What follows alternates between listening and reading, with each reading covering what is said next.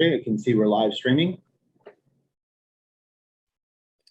And we will get that recording notification. We are live on Channel 8 and YouTube. Fantastic. All right, good evening. The time is now 6:30. I'm Chairman Mike Curry, and I'd like to call the Select Board Business Meeting to order on this 11th day of August, 2021. Please rise and join me for the Pledge of Allegiance. I pledge allegiance to the flag of the United States of America and to the republic for which it stands, one nation, under God, indivisible, with liberty and justice for all. Yeah.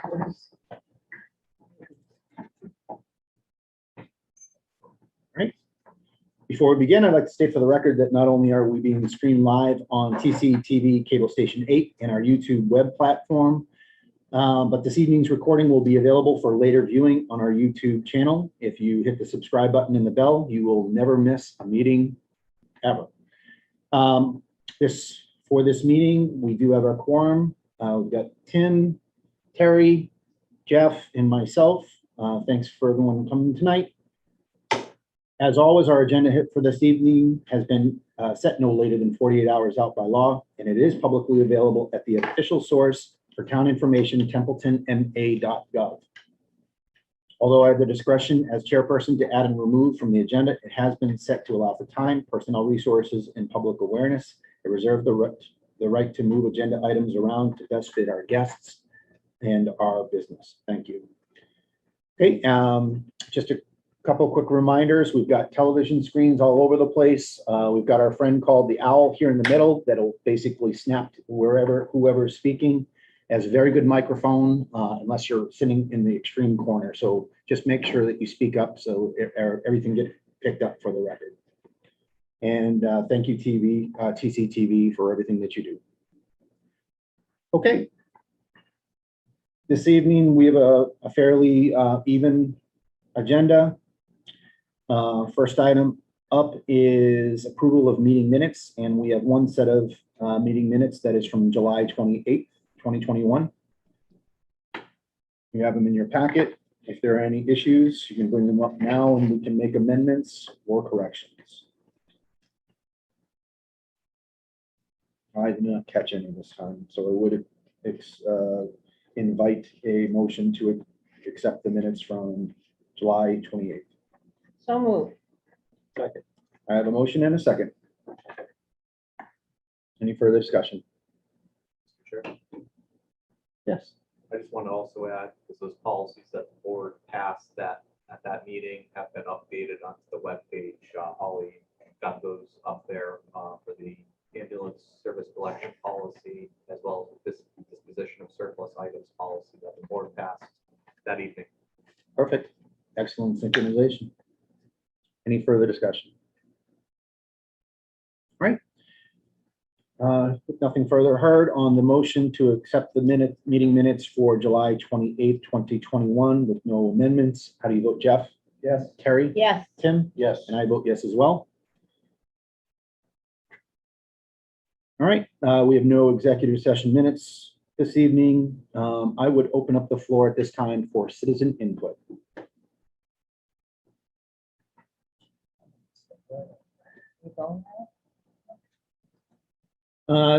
I had two items of note just while we wait for any other citizen input. We do have a cooling center that will be open Thursday and Friday. That's tomorrow and Friday from 12 noon until 8 in the evening.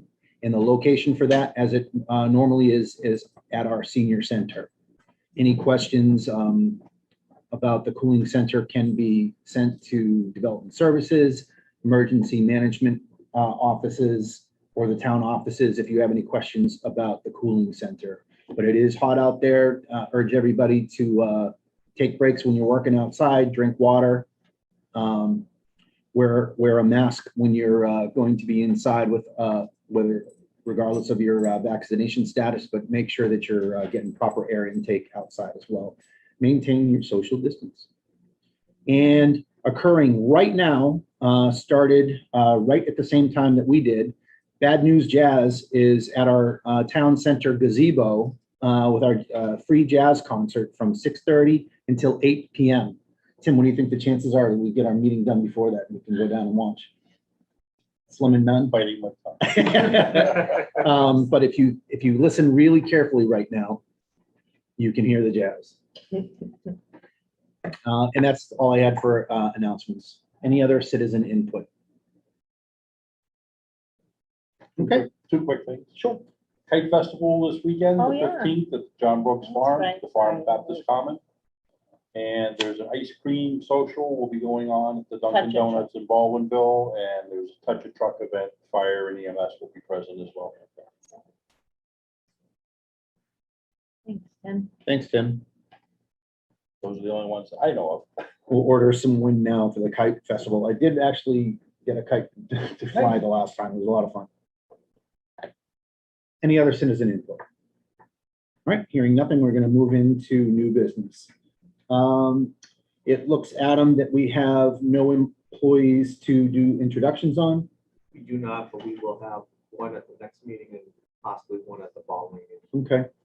And I know for job announcements, I'm not sure if Rich and I don't know if I had mentioned it, Rich. I saw Acton puts job announcements, like quick blurbs on their message boards. That may be something that we do to increase awareness of job announcements that are out there, especially for the ones that we have. I think we still have a vehicle mechanic, or are those closed? Do we have any that are open right now? The recreation positions, Recreation, okay, those are stipend positions. okay, okay. Soccer coordinator, okay. And are those are on the website? Perfect. Just so you know, 3 of the 4 message boards being used right now by DPW. ID, right. Got Hubbardston Road and what was Hospital Road. I know our one was pending state approval and the other one already had a Hospital Road has already started. They both have been approved. Oh, since- Oh, okay, since they've you both left been her, approved. yes. Okay. I went by the quarterly report, so sorry, but both of them are approved. Thanks for that. Should we use the last one for the extreme heat warning tomorrow? Sure. If Rich wants to. or- Yeah, Rich is pretty fast on the message board. So if one's not being used, whether it's a heat emergency or a cooling center, I think that would be a good message board up That'll be involved. in Baldwinville. Okay, the Baldwinville one, or even a code red. If I remember correctly, I believe roughly $350,000 of Chapter 90 money is being used for Hubbardston Road and roughly $90,000 for Hospital Drive. or Okay. road. Got those under the introductions and new employees, all that info. Sorry. We have a couple of appointments tonight. We have the Historical Commission. Steve, thanks for coming in tonight. Steve Skorko. And then also Greater Gardner Chamber Economic Development Committee. That's a representative from the board, correct? That's a representative from the board. I've been doing it before. Okay. Select board member Griffis brought this to my attention about a rep being from the select board to be on this economic development committee. So Okay. Is we talking about it now? or should I wait? Let's appoint Steve first, and then we can talk about the economic. Steve, we got your community interest form. Thank you very much. Really appreciate the volunteerism that we're seeing within the community. Recreation Commission looks like it's doing quite well. A lot of the other positions. Historical Commission, very, very important. Being a life member of the Narragansett Historical Commission, I know we have a very vibrant desire in town to make sure that we preserve all of our historical items. I don't know if you saw the Boston Post cane.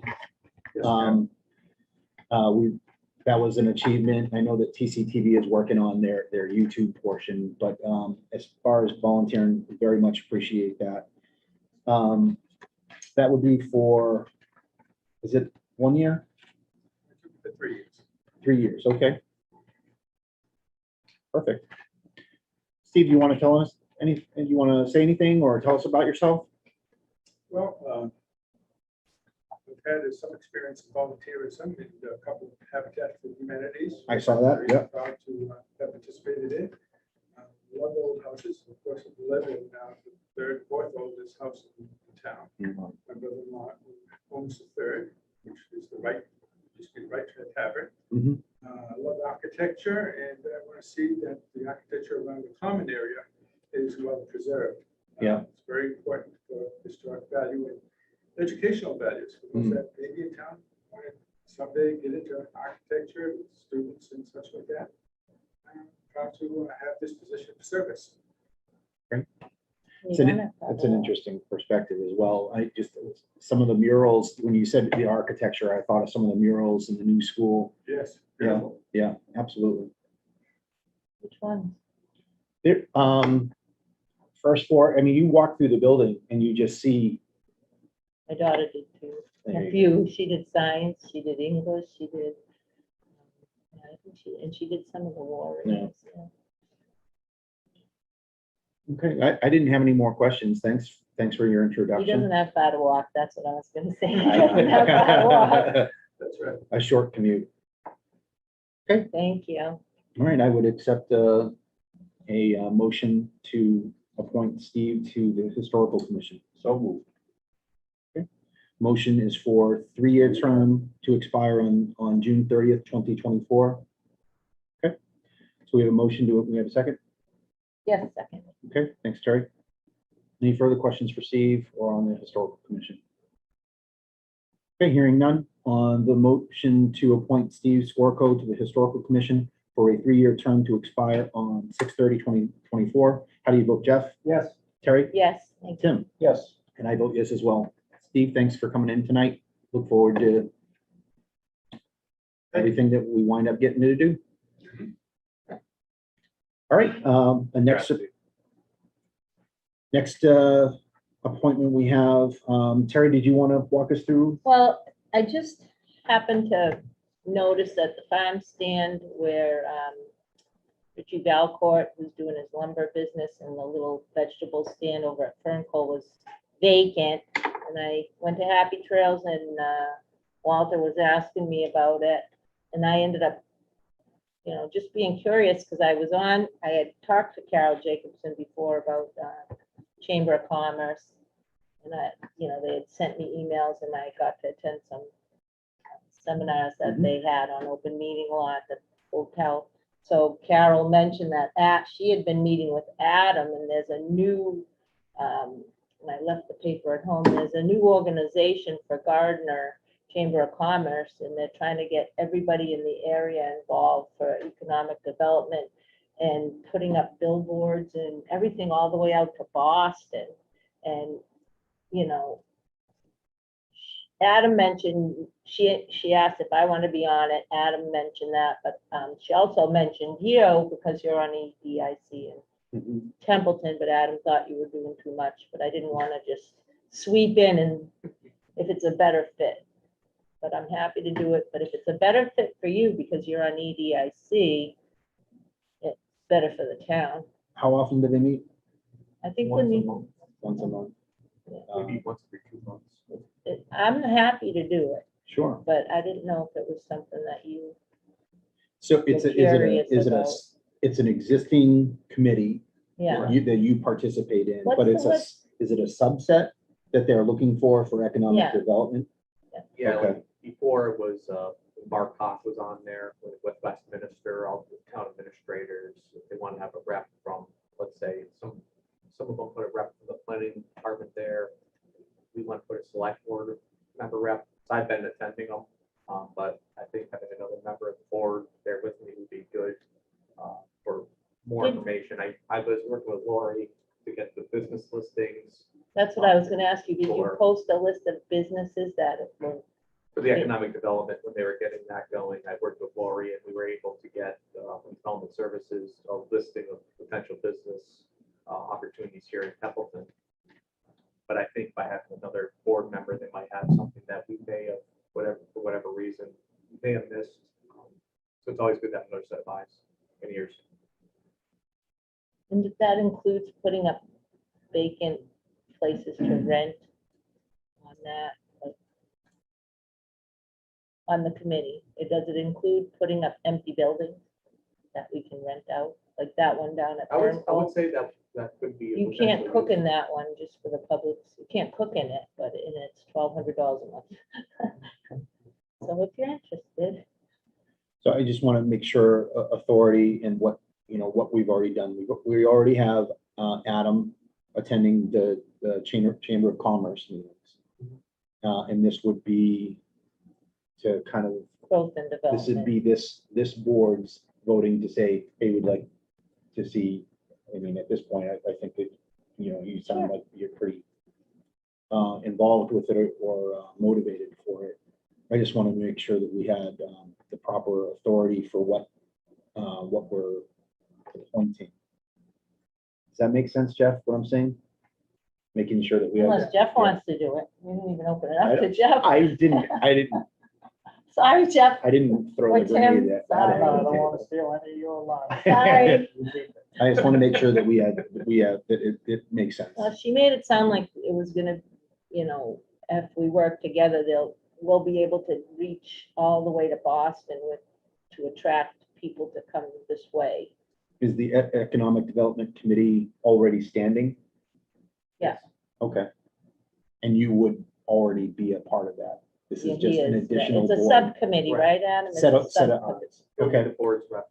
Okay. What's the website that they have? I had it written down and I left it on my computer. Oh, I have it. Mine It's too. like Right off Gardner the top of my head. Mass / building. I think it's Gardner and then Yeah. / You'd probably be able to find it from Gardner's website. Yeah. if you Google it, pop right up. All right, I would move to appoint Terry Griffis as a representative of the town of Templeton to the Greater Gardner Chamber Economic Development Committee. Second. All right, we have a motion and a second. Give Jeff a second. Any further discussion? So, I mean, as far as, any updates or anything like that, you can put it up, work with Adam to put it on, if you want to update us from time to time, or if there are any ideas that pop up that you'd like to bring to the attention of the board. Okay. Okay. We will have some food. Any further discussion? Okay, on the motion to appoint Terry Griffis as representative of the town of Templeton to the Greater Gardner Chamber Economic Development Committee, how would you vote, Jeff? Yes. Terry? Yes. Tim? Yes. And I vote yes as well. Great. Okay, Laurie, it is that time. How did I end up being the only one? I think they did it like that. They were trying to work around your vacation. Thank you. I appreciate it. All right. So good evening. Good evening. I'm the straggler with the fourth quarter report for development services. During the fourth quarter, we had quite a few positive cases of COVID-19, as you know, 83. The last of the vaccine clinics that were being held at the PACC that we were part of came to a close on June 4th. I'm sorry, 24th. Through those, we did approximately 30,000 area residents, and some of them as far as the Boston area, because it was Really? such a good clinic. Yeah, it was pretty exciting to work with them and see, how to get things done. We also had the governor rescind, with the exception of the face covering order, which was modified as a recommendation, that everything came to a close. So we're at the point where we're looking at CDC and Mass DPH guidelines and following their lead. I continued to participate in the twice weekly meetings for Mass DPH and the Haywood meetings, which were once a week. TEMA was still meeting at that point in time too. We provided daily updates for the fire department and the police department so that they were aware of where they were going for positive cases. And we're going to continue with the weekly report and just have seasonal information in there. We've had some really good ideas from outside residents you know, septic system, wells, things like that. So we started that. With building, there was 105 permits issued in the fourth quarter. We collected approximately 22,000 in fees. Electric permits were 53 and $5,300 in fees. Plumbing and gas, 41 permits for $5,200 in fees. The estimated construction value was over $3 million for one quarter.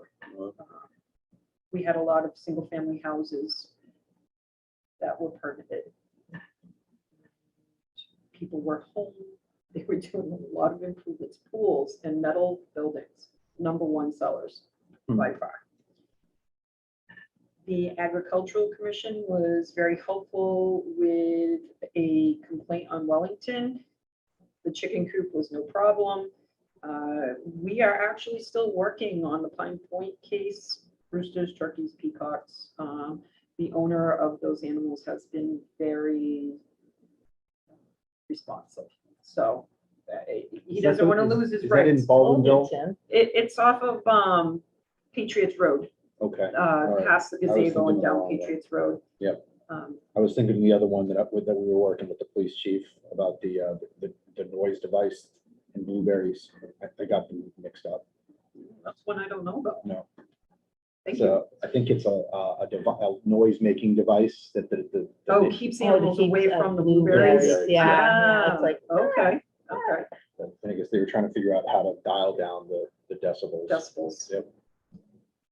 Their ZBA had a continuance with 881 Patriots Road. During the hearings on April 5th and 20th, they received a new plan.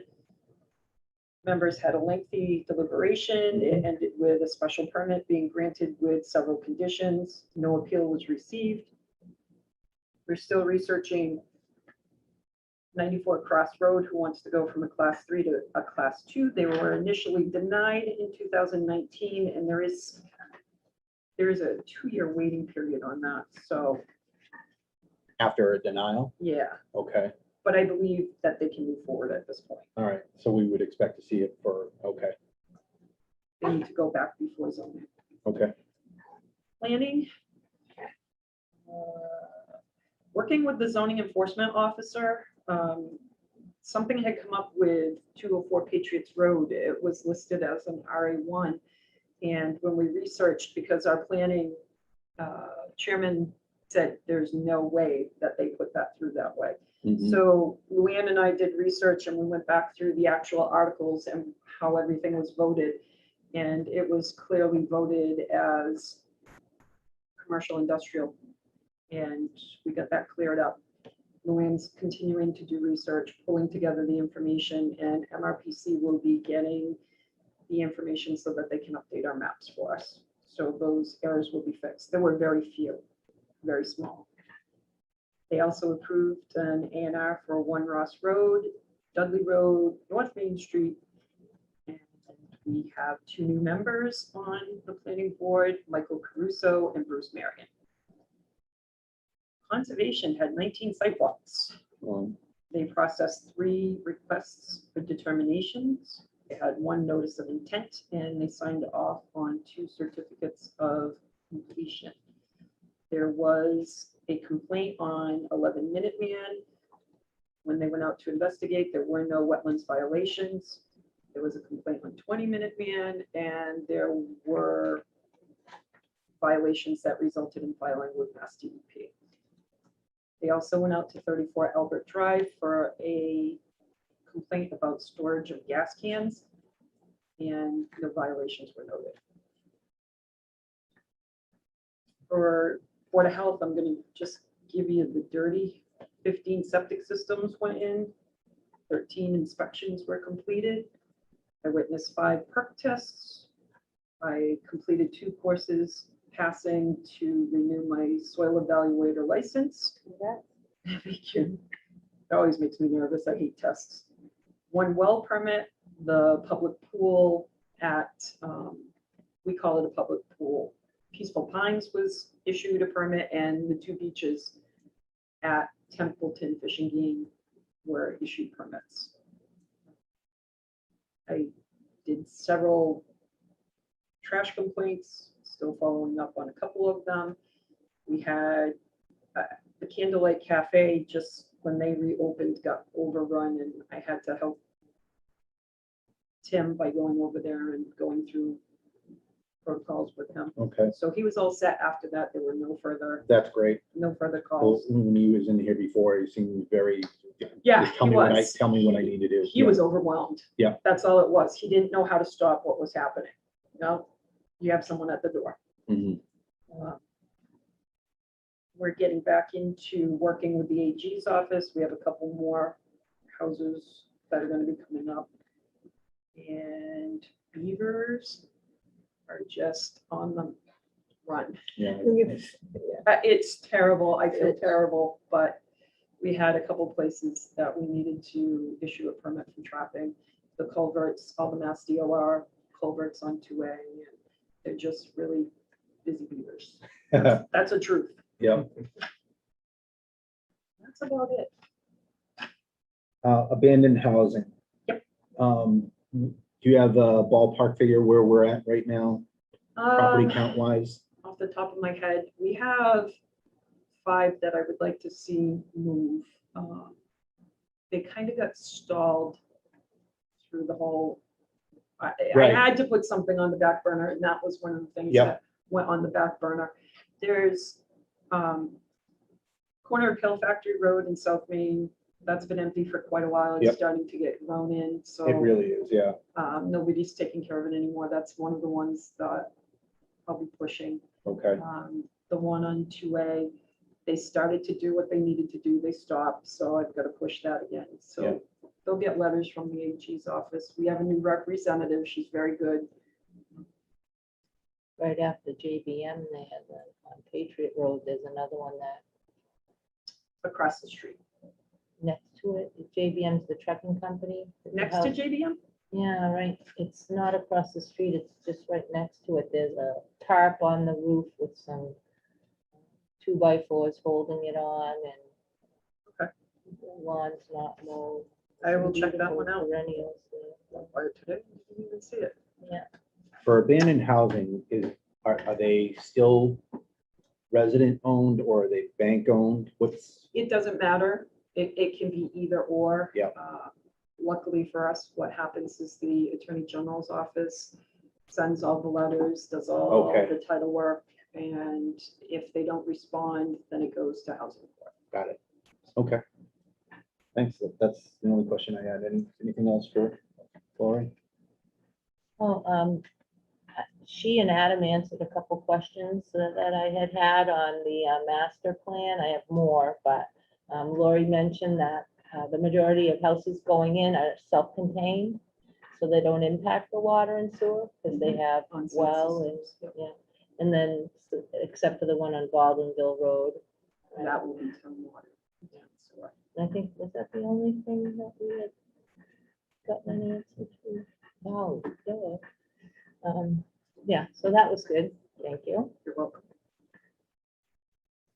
Yeah, that was the only 2 questions that I had, Lori. So Okay. thank you very much for your report. Thank you. Okay, next on our agenda for this evening is 1-day license for Templeton Fish and Game. Linda, how are you? Good, how are you? Excellent. We've got both of your applications for the 1-day all alcohol license application and the 1-day live entertainment application. 3 bands playing at the bandstand. Got all the servers' names here. Holly, we're all set. Any open ends on either one of these? Okay. Does the board have any questions for Linda? And the event is August 28th. That's 12 to 7. 12 to 7 on that Saturday. It's actually 1 to 7, but I 1 to 7. Okay. will set up my 12, so it's. Right. The crew's got to have some fun too. There was a question last time if you make provisions to make sure no alcohol leaves the premises or We have whatever. Serves food. fencing around, and I'm a tip certified trainer, so Yeah. every single person I have who serves for me is tip certified. Thank you. Awesome. Okay. I had no further questions. I went through freestand. They gave us the heads up anyway when they were in here last time. They were coming back for this one. So I would entertain a motion to approve the one-day all alcohol license and one-day live entertainment license for Templeton Fish and Game Club for Saturday, August 28th, 2021, from 12 to 7 as presented. Second. Motion.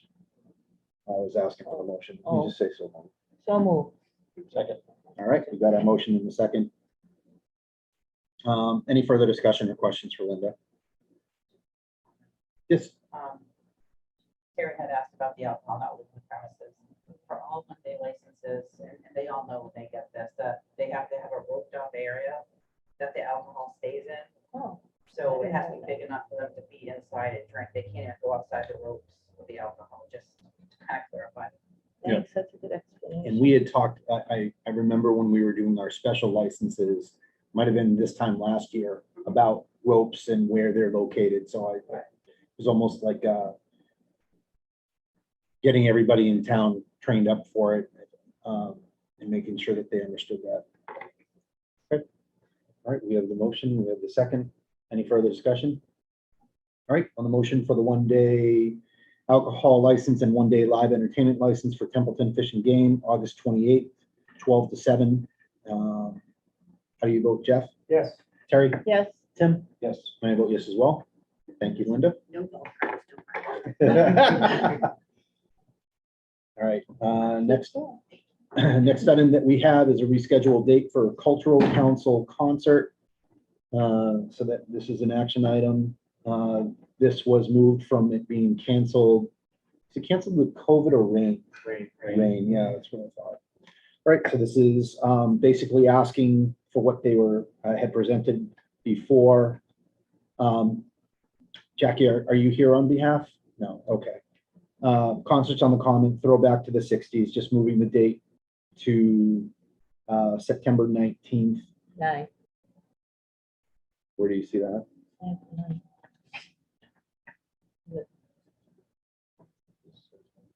The application It's says just for the 19th. motion.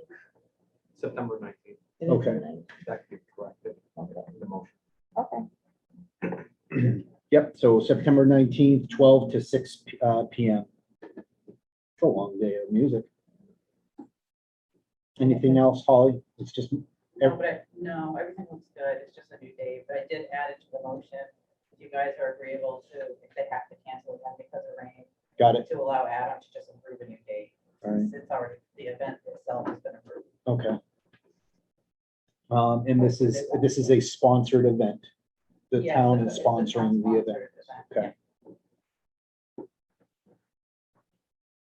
And that's the only point that I wanted to make, that is, this is a town sponsored. If everyone is fine with the, that extra language to make sure that we can, if they do need to Oh, yeah. redo it again, that Adam can It's do that already for in us. there. And we're fine with the event. Yep, I can't think of anything that where the board would need to overrule if like you picked it on someone's birthday. I don't. now saddle shoes were from the 50s, right? What was in the 60s? Was that like go-go boots? think you're right. Go-go boots and mini skirt? Moccasins. I got A that. lot of these. Okay. So moved. I move to approve the one-day all alcohol license. I move to approve the new date of September 19th, 2021 for the Templeton Cultural Council sponsored concert on the Common with throwback to the 60s. Should this date need to be postponed, and as the board has already approved this event, the board authorizes town administrator to approve another date as needed. So moved. Okay, I have a motion and a second. Any further discussion on throwback to the 60s?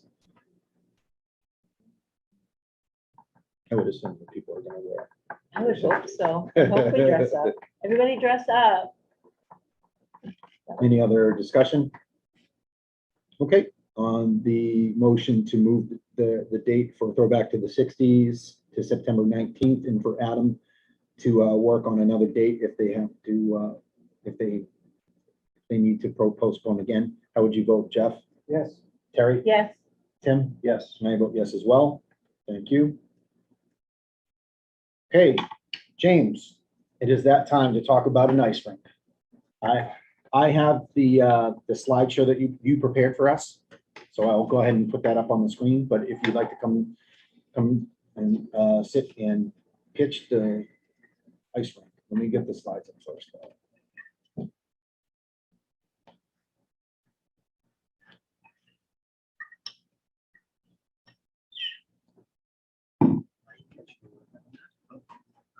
I grew up in the town of Templeton. I no longer live here, but I would like to give back to the town of Templeton. And so I built an ice rink in my backyard last winter. It went well, I think.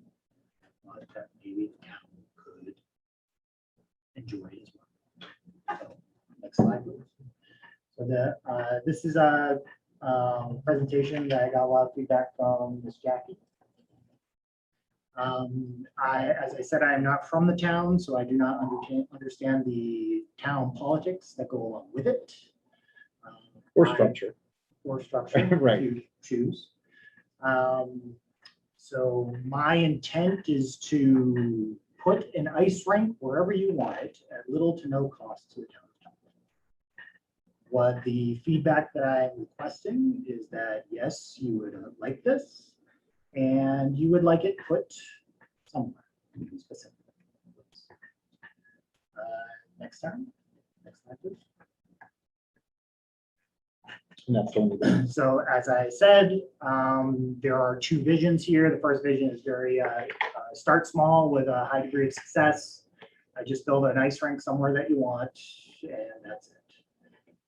The other side of it is that this could very much involve the community and possibly be fundraising activities surrounding it, anywhere from, for example, Friday nights, Saturday afternoon, Sunday afternoons. Perhaps Crows, that's here in town, Red Apple Farm, Dunkin' Donuts that's in town, whatever, puts together some hot apple cider and apple cider donuts and hot chocolate, whatever, maybe have some music and as I mentioned, I built an ice rink last winter, and so that is the ice rink. It was quite nice. It was shared by about 5 people, but the intent is. So you were looking for a substantially larger one. Correct. So this is about 32 by 40. Got I it. just want to extend it to 200 as a reference. Mhm. An NHL rink, I believe, is about 62 by 200. I'm proposing a 32 by 200, or whatever size the site is. Right. So anyone watching at home would probably, automatically start thinking dimension-wise for like the different kinds of activities that you could do on it. So all the hockey people watching out there, just, their ears perked up when you said that. So thank you for adding that in. So to clarify, it's not necessarily a hockey rink. Correct. Choose to have a hockey team present or whatever. Yeah. That's fine, but the intent is for the community.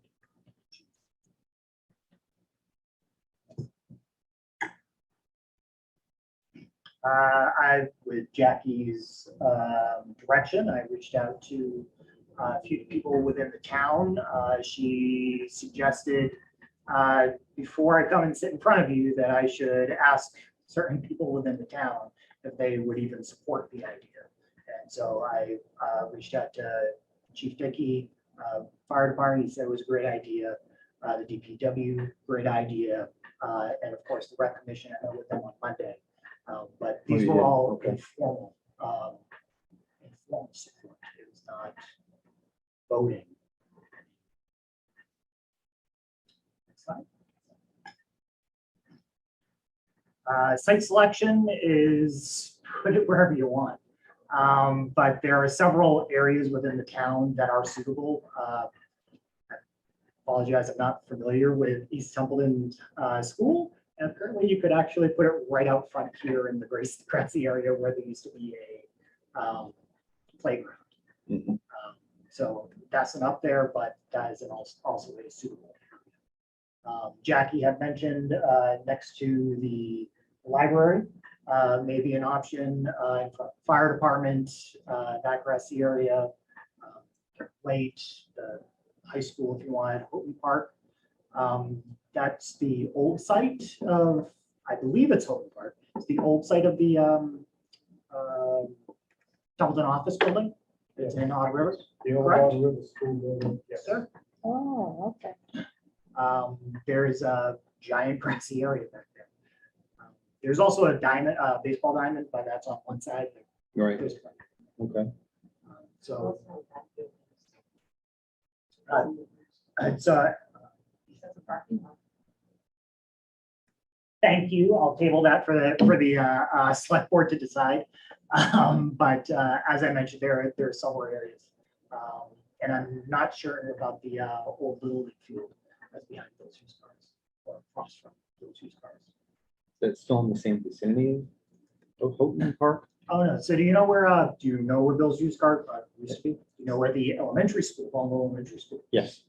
So at the bottom of the hill, you take a left going towards, was it Phillipston out there? On 2-2? You go to the right. Correct. So as you're coming up over the hill where that flashing light is, just on the opposite side, Bill's used cars on the left, you have a random road on the right. Yep. You go down the road and that used to be. It's the one that we had a violation or we had to send out a letter recently, right? Maybe I'm thinking the wrong one. Again, Again, visual, right. put it it's- wherever you want. Yes. Yeah, These are just yeah, items. Next slide, please. This is more for my benefit, not yours. As I mentioned, it's free. So these are just line items that I've considered. Yada, yada, yada. It comes down to $3,000 for a nice ring. So there you go. Congratulations. I'm going to put nice ring somewhere. Just tell me what you want.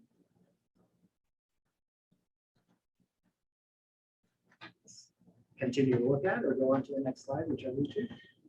So let's see. In the table on the left, I'm trying to link where it says the right side, it says 100 pairs of skates will be donated to the town. Is that within the cost? Yes.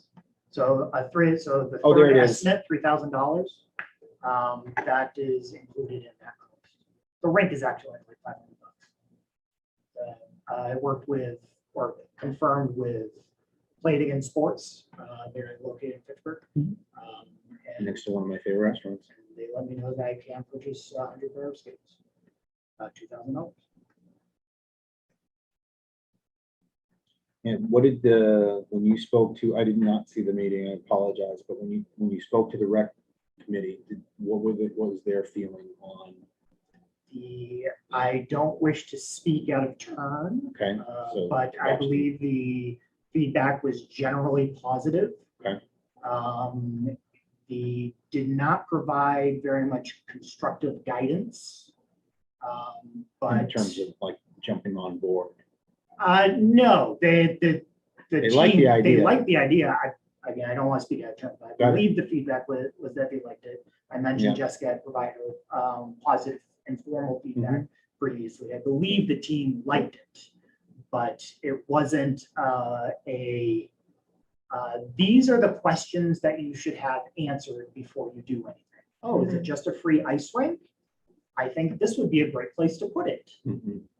Wasn't maybe expectation management was not appropriately used in that form, but Okay. I did not get the warm and fuzzies from the team as far as constructive. Okay. Right, to start asking questions, 100 pairs of skates to the town, that, when you use the term expectation management, it's, okay, what's the expectation of who's going to manage those skates? And how are they issued out? How are they, what's the life cycle of them or otherwise? Again, I have not seen their meeting. I would agree with a lot of those statements. I think any time that you're able to add a service for the town, especially when it's free, when, you know, someone really passionate about ice skating or you know. It's fun. Well, you built one in your backyard. Yeah. There's passion right It's called there. COVID. I wouldn't do I that. got, I'm maybe sorry, I I'm got taking over your slide deck, but No, so that's again, what- so option A constructive is. stuff. Yeah, I'm sorry. option A is I just build you an ice rink. Yeah. And I drop 100 pairs of ice skates in the middle of it and never see you again. Yeah. Option B is that I work with the town in some way to make it more beneficial and useful, Yeah. utilized by the Hmm. town. And I don't know. Startup option costs are, I mean, for this as an entity, you know, so, you know, as a capability, as a fun thing to do in the community when it gets cold out, you're taking care of the startup portion of it, which is the most expensive and the toughest part of it. So right away, I think that's why you got as many people, you know, giving thumbs up, and whether you got a warm fuzzy from the rec commission or a committee or not. The warm and, I Commission. got the warm and fuzzies. I was hoping for more. Yeah. Than what I got. I was hoping for more feedback. I was hoping for more. Sounds like you're gonna get a lot more. Even before the meeting, I know that we were talking about some of the feedback that we got even before, you know, because this stuff is located in the agenda packet. So you're already getting, I think tonight we'll go through a couple of those concerns, right? And then you're gonna start to probably get a lot of constructive feedback, help, pats on the back, thumbs up, jabs in the eye. I don't know. But No good deed. that's where I start to ask the questions, is how that course of action B, or I forget how you characterized it. You're right. I love the intent of giving you a free skating rink. And that's where I use the word startup cost. That's where all the fun is. How do we make it work? How do we sustain that once we actually drop that capability down? I think I saw somewhere it was for the 2021-22 winter season. How do we, you know, is it something that we can wind up doing every year? If we go through the motions of selecting the spot, doing prep or otherwise, how do you sustain something like that? Or is it a one-off?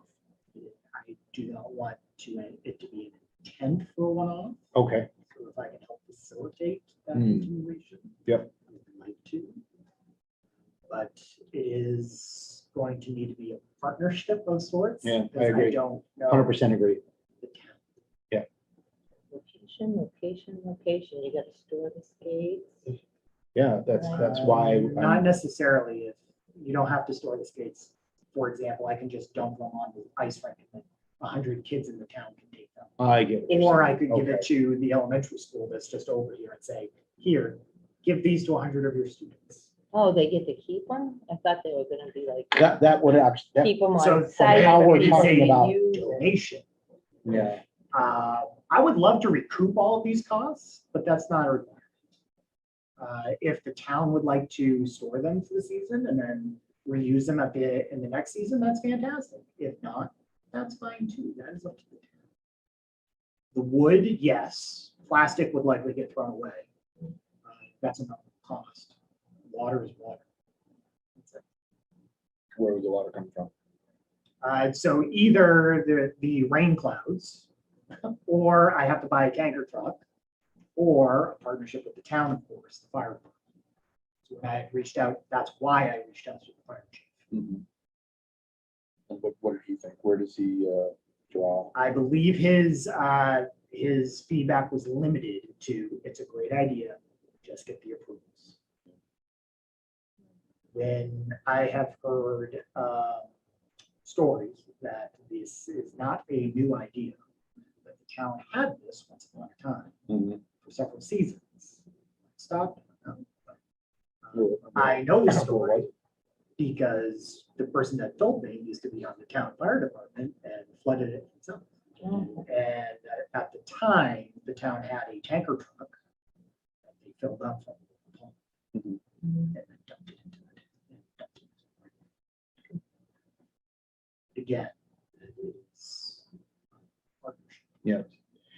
And you're kind of looking beyond to like what it can become, like when you talked about Crows and Red Apple Farm.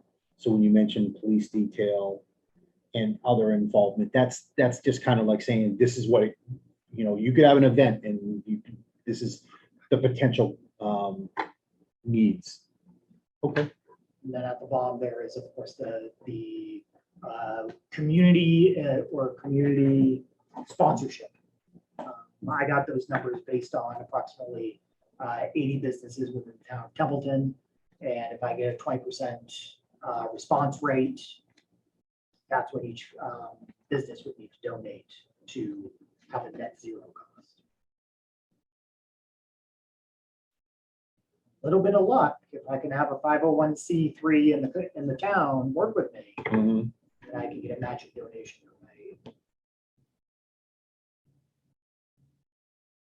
So cost is not an issue. Okay. Rephrase that. Cost for the installment of the rink is not an issue. It's for the maintenance of or establishment of a function left to whoever. Right. Yeah, that's the questions on the right side. That's where my questions were going, is the you know, the potential uses or otherwise, the customers that wind up saying, that sounds like a great plan, or a business that winds up saying, I'd like to be a part of that. And then what it can turn into. Okay, any questions on that slide? Then these numbers are more for you just to look at. Yeah. Really comment on this. Feel free. No, you're building the framework. Got it. Excellent. Sure. So would this team accept the donation of a ice rink for this winter season to put up whenever you choose and take in down whenever you choose? If you are unable to make such a vote or approval, what gaps need to be closed? And if I can give you homework, it would be assigning action items and a timeline associated with those to help move the Right. project forward. Yeah, because we can't postpone winter. Unfortunately, still working on space time. Right. And then, of course, any additional guidance that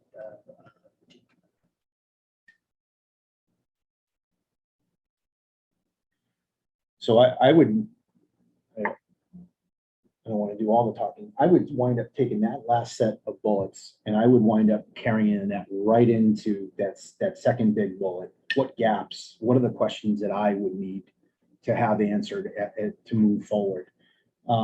Site selection, I know that there was a question, we can go over the zoning. There was a question about zoning. Terry, you had some questions from someone that he emailed the board that we can ask about.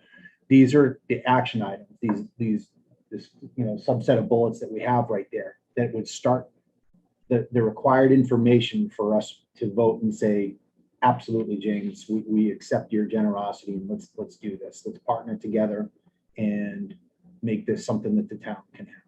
who takes those action items? One of the biggest, I did not know that you already met with the Recreation Commission. So that was one of my first questions, like what were their thoughts on it? Again, the general feedback was very positive. This was in their public meeting, right? Yep, this So I was can on just watch. Okay, Monday, Monday this time. okay. We'll see what the minutes say, but I believe that the feedback was generally positive, but there were more questions than answers. There was more question than direction. It wasn't productive in the form that I would. So I'm going to make it There were no productive for action you. items Yeah, taken. right. So I'm going to make it productive for you to answer, for the board to make a decision and say, yeah, we'd like to accept this gift. I think Jeff, if you come, or it would be a gift, accepting a gift. Well, how would this actually work? What's the board's authority? So if he's donating, you would have to accept the donation, but then allow the use. What I want to say, and this, insurance for this on town property, I've reached out to our insurance company. I'm waiting for them to hear back from their underwriter. Because I think that's the first step on the town end to see, would we be covered? Can you go back one slide on that, please? There is a line item for insurance. This is a two-parter. One is the feedback that I received from Hubbardston is that, because Hubbardston did this, or tried to do this last year, and they did not require additional insurance because it was on town. So the town property that fell under the town insurance. Plan B, which I hope I don't have to, is I can source private insurance. But again, if you want to, I don't have to, of course. As you may recall, my parents were in a baseball league about 30 years ago for the town kids, and they had to source private insurance. The cost was approximately $5 per child. So in that instance, for an example, 100 people a night is $500 per night. I mean, it was the cost was $5 for the season.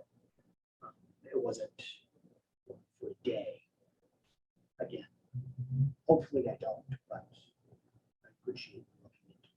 Well, I mean, because it's going to be on town property, so I mean, we want to make sure our insurance and that we're covered. Because liability is a big thing for the town. And the silly question I have to follow that is the event that is going on at the town bandstand right now. Do you have insurance for that right now? They have a rider. Because it's private, correct? That is correct. But the other one that we talked about, it's on the town insurance. How about the farm stand? I think that is Town sponsored event, town so insurance. it's under town insurance. Correct. Swimming too. So That's why, Or that's why exam. for me, the rec commission is the place I would want to go for discussion or answers. To say, again, I'm going off the slide deck. That's why, we're here talking about it. The pairs of skates. I was trying to think through to say, well, how would the rec department handle that? Would they handle it like something like swimming? Would we basically take that Templeton template and say, yeah, we're just doing it, except the water's frozen? And then, there's no reason to reinvent the wheel. sure. Do you know of another town that does this? It's Okay, Hubbardston. you did mention that. I'm sorry. okay. Do you want me to go over the Hubbardston- residents' questions? So as a clarifying statement, Hubbardston tried to do it. As It far didn't as work. the rec commission goes and starting there, and insurance and stuff, if it was at Gilman Way, for example, and if you look at the zoning stuff,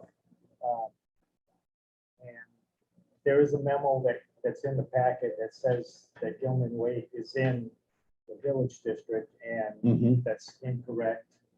I came down, I looked at the map, I spoke with Lori, she double checked, and it's not. So there's not that issue with going to the planning board to get permission, even though the village district bylaw says you can have skating rinks or fitness clubs with a permit if they're for profit.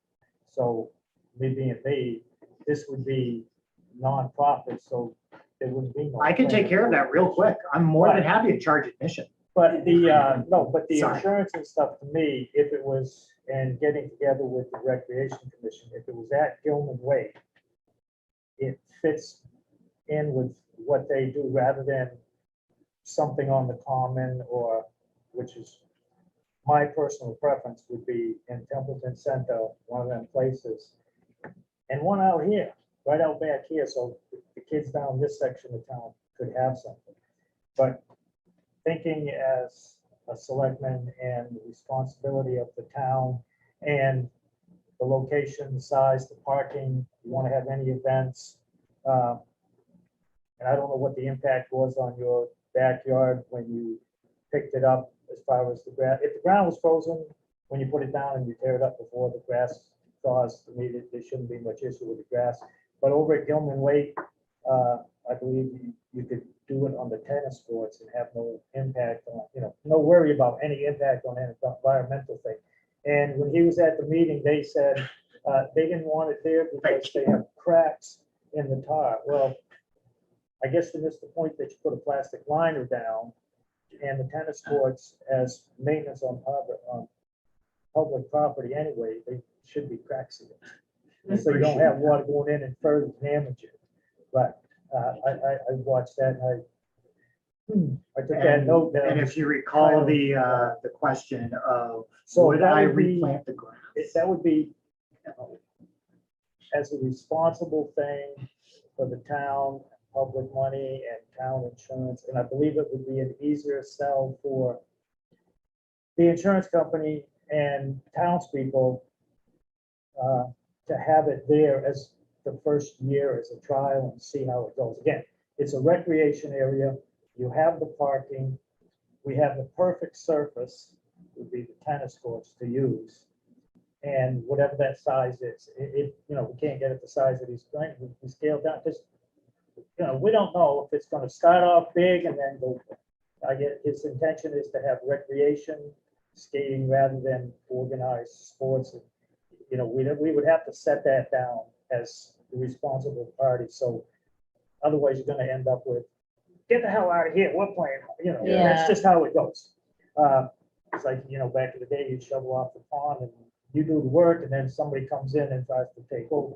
So to me, You that would totally be split it down the middle. the You have avenue One tennis court and the other tennis court. to for your go two the hockey. first There you shot go. would be Gilman Way and do it on the if we decide to do it on the tennis courts. And again, as far as the town being responsible and insurance, it's already a recreation. I mean, they play Right. playgrounds, they got softball, soccer, people go over, walk the dogs, throw balls around. We're kind of like almost covered in a recreation sense. And it's the first year we're going to try it. You don't know how it's going to be. It may turn into a big thing and we'll do it next year. And, of course, we got to hope that we have cold weather, that the ice lasts, so we don't end up with a pond. Yeah. Goldfish in there instead of, come on, kids, we'll teach you how to fish. So that would be, my thoughts on doing that. Appreciate That way going there. And there's no, again, my technical thing, we're reading the bylaw, we don't need permission, but we don't want to have maybe, we just take all of that stuff off the table and put it in a already existing recreation area and go for it. Mhm. I mean, we gotta hammer out some details. I'm not prepared to say yes tonight because I still got a few things, but I would say as starting the discussion and the intent of trying it, get it set, Gilman Way, again, hey, Bob, we have some money for maintenance of Gilman Way anyways, and we are the park commissioners right now, so crack seal that thing and we're gonna, if you got to take up fencing or netting or something on them tennis courts, you just make it so. That answers my And- questions. And that's the path that I would really support. And like I said, I would much rather have it for, I just think like town organization and events at the center of town, but realistically, and the government responsibilities. Start off at Gilman Way, who knows? Maybe it turns into a big thing and it's really popular. We do two the next year. Mhm. But that's my inclination, is to have it at Gilman Way for a lot of reasons. And if you want to try to add stuff, you have the room. Areas can be cleaned, snow, we get a lot. And it just makes sense to me from a government entity thing. The first time we're trying something, it's pretty much already set up for recreation rather than the common, the library, or even out back here at town hall. All of which are cool places, and I really support, but I did just think, we're in the middle of August. The infrastructure's so, already set up there. Yeah, to and accept it. we're like halfway, or at least a third of the way there at Gilman Way. Because we are in the middle of August and things, so, in insurance and and everything. It's just, that's my inclination to go that direction. I think it's the easiest one and it makes the most sense. Yeah. And it was, we see how it goes. When Hubbardston did it, did they do it at their big rec area? No, so they put it in the town center near their bandstand. But the challenge that they had was that town individuals tried to skate on it before it was frozen and tore the. But I skate on slush, what concert? Who another does the maintenance on that, Jeff? Did you mention maintenance on it, like shoveling or? So Well, sign it, and once sign you it. get the ice and Zamboni, stuff, they you actually get have a the wash the walkable- surface, and then, well, yeah, if you get snows, it's gotta be cleared, and some maybe people show up, they wanna skate, you clear it, or you would have to, again, organize volunteers, because that would be an increase. Two parts to that. One is the volunteers. I believe earlier in this session, there was something stated about increased participation, I believe, with the historic committee, and community involvement and volunteering, correct? Mhm. So the support is there. It may be a different group of people, but The people that support want is to use there. it, yeah. And as far as the challenges with Hubbardston, I apologize, it's been a few years since I've been to Gilman Lake, but I believe the tennis court has a giant fence around it. Yeah, lock it till it's ready. So Yeah, clearly, as a control measure, right. It's more homey and rural if you have it at the center. You can put up lights and Right. have a little campfire pit and whatever. I got the peanuts. I appreciate that you're Roasted already kind of marshmallows, contributing to the idea. cider, I got it. Can already hear the music. on Yeah. there. Terry had shared with you that the board got an email. Yeah. Do you want to, Before you do Jeff that, answered I it. apologize. I don't want to monopolize time. Yeah. I'm more than happy to go through all I this. think Jeff answered a lot of the yeah, questions. you did. I'm more And than he happy to answered stay who and supplied the continue to discuss. skates, so, those were all good questions. I think we're pretty much set. So what you had said that, the warm fuzzy that you didn't get on Monday, I want to give you a little bit more. I think what we need to work on above anything else is a decision matrix. Location, what is the best one? I don't know what the right, I would like to use the Recreation Commission more.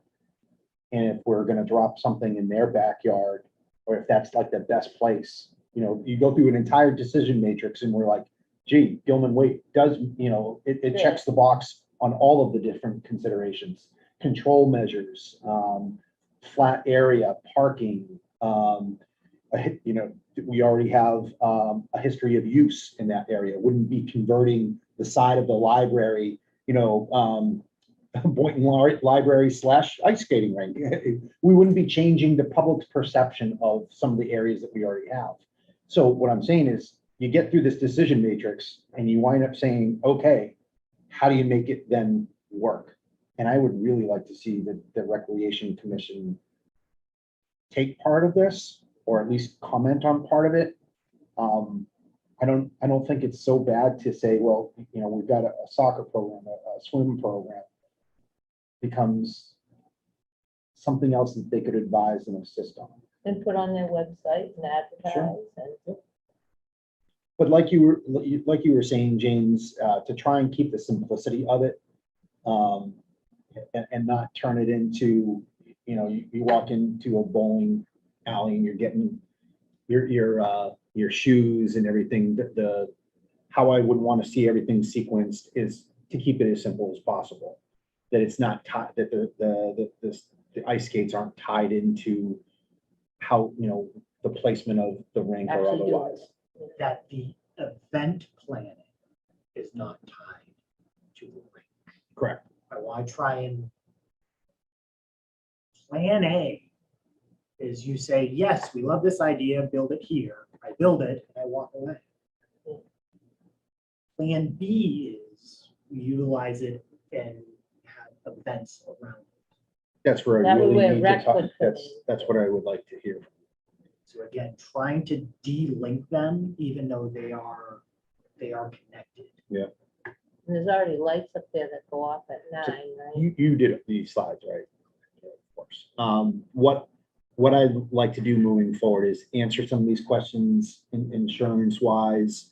I jotted down some, I think a lot of what Jeff was talking about feeds into a decision matrix. And I keep using that phrase.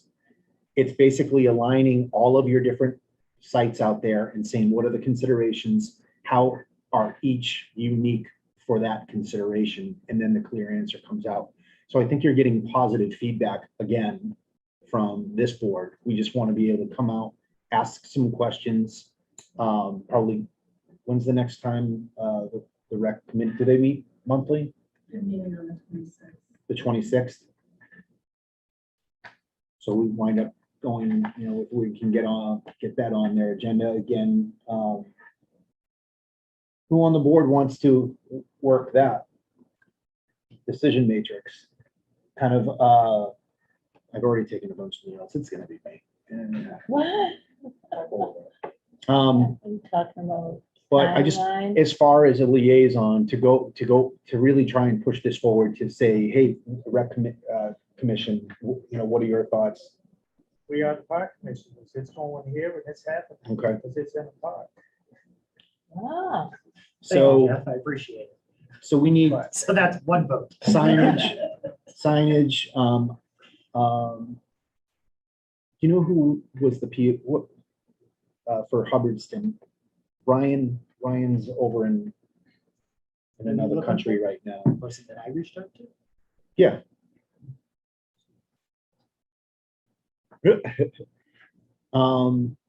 Mike, can I just make a point? Yeah. I think that our recreation committee is pretty much brand new for the most part, and they're gonna need direction from someone here anyway to get through this. Yeah. I can, like I was saying to James, I can put together a framework of what it would need to look like moving forward. And I think it's going to be a hybrid between your first inclination, which is, do you want a free thing? Right? So we get that aspect of it, but we also wind up saying, how does the town help manage this with a lot of the considerations that already come out of it, looking at this slide, and then some of the feedback that we get from the community, much like Terry was talking to you earlier. Volunteers to clearing off the snow, parking. What were some of the other ones that Bob had? It was the grass, who was going to take care of the skates. Things Yeah. like that. Everything that I just talked through, yeah. And I would just break out the dustpan and the broom and hand it to Adam, and he could call the administrator in Hubbardston and just get the details of, the You issues could do they- that part. The person that I contacted is Sandra Berry. She is the parks chair. oh yeah, she's still there? Berry or Barry? There. Barry. B as in boy is an apple, Romeo, yellow. She's still there, huh? This was as of July. If you can do that, I can work on, and the insurance, sorry. I gotta lean on you for If that one anyone as on well. PCTV has a Zamboni that you walk behind, So funny thing, the Foreman Zamboni is just a 50-gallon cooler filled with water. You pull the plug. In a at the mop. bottom, and you have a towel behind it. that's what I do. Yeah. That's what I do. So if I may. Mhm. I think probably the cleanest way to do this, and I think Jeff raises a good point, is by having a simple, concise plan, going to the recreation commission, getting them to recommend an operational that they would like to see to the select board. The select board then would have to vote to accept the donation. Obviously, this is all subject to me hearing back from the insurance company, but I think if you're going to do it as a recreational activity and the recreation commission is going to sign off on that, I think that would be easier. So when I talk to the insurance company, we could get some, I don't want to say yes or no, but I think that one would make more sense than to have it at the town common, and parking becomes a big issue and everything else, where this is more on the operational end of the recreation, having an opportunity for families to come out to Gilman Way and utilize that area. We would just work out the logistics, our volunteers cleaning it up. or our building and grounds crew is gonna clean up the snow in the winter. So we'll have to, Intent is for little to no investment from the town. If it comes to the town doing it. Yeah. I'm sorry, and I will try to step up the best I can to mitigate that challenge. And if it was on the tennis court and it had locks, there could be hours set. Is that one thing that we could look into, having regular hours so that there can be maintenance and, you know? I think once it's frozen, you don't need, it doesn't need to be maintained. So it's only in the early stages. Once it's set up. It'd be like anything else there. You know, how are other things there managed? Yeah. Like, do you have people playing baseball at 2 o'clock in the morning? Yeah, I don't. 9 is when the lights go out. So let's move forward with this with a positive view. The categories that I can work with Adam, zoning, site selection, maintenance, insurance. What are some of the other? Benches, put a couple benches in there to put your skates on so you can sit on. I'm not going that far yet. I think, potential signage. Yep, I have signage down. But that would be something that would get added to any of the different locations. Does Bob have a sign making machine? I would have to talk to them, because I'm not sure if they can pop one up right on the fence. And one If it's gonna be at Gilman Way. I don't know. potential costs. That's what I'm thinking. Okay, so I've got the categories. Thanks for the homework. And I would like to piggyback on the site selection for recreation. Oak Park, I believe, is also. For recreation.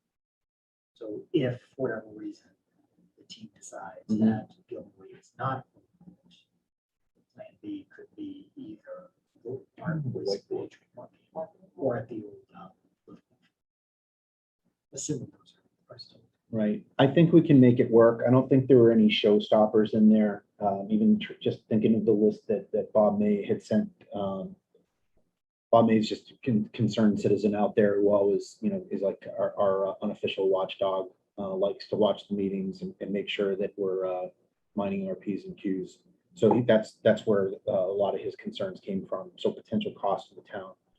It's those categories that, let me back up 30 seconds. So what I was saying, I think we can make it work. I don't think there are any showstoppers somewhere. So you can walk out of here feeling, wow, this community does want this. We just got to figure out what is the right place and any potential pitfalls that may, that the town says, oh, that would be difficult. If he comes back and insurance says, yeah, your rates are going to go up.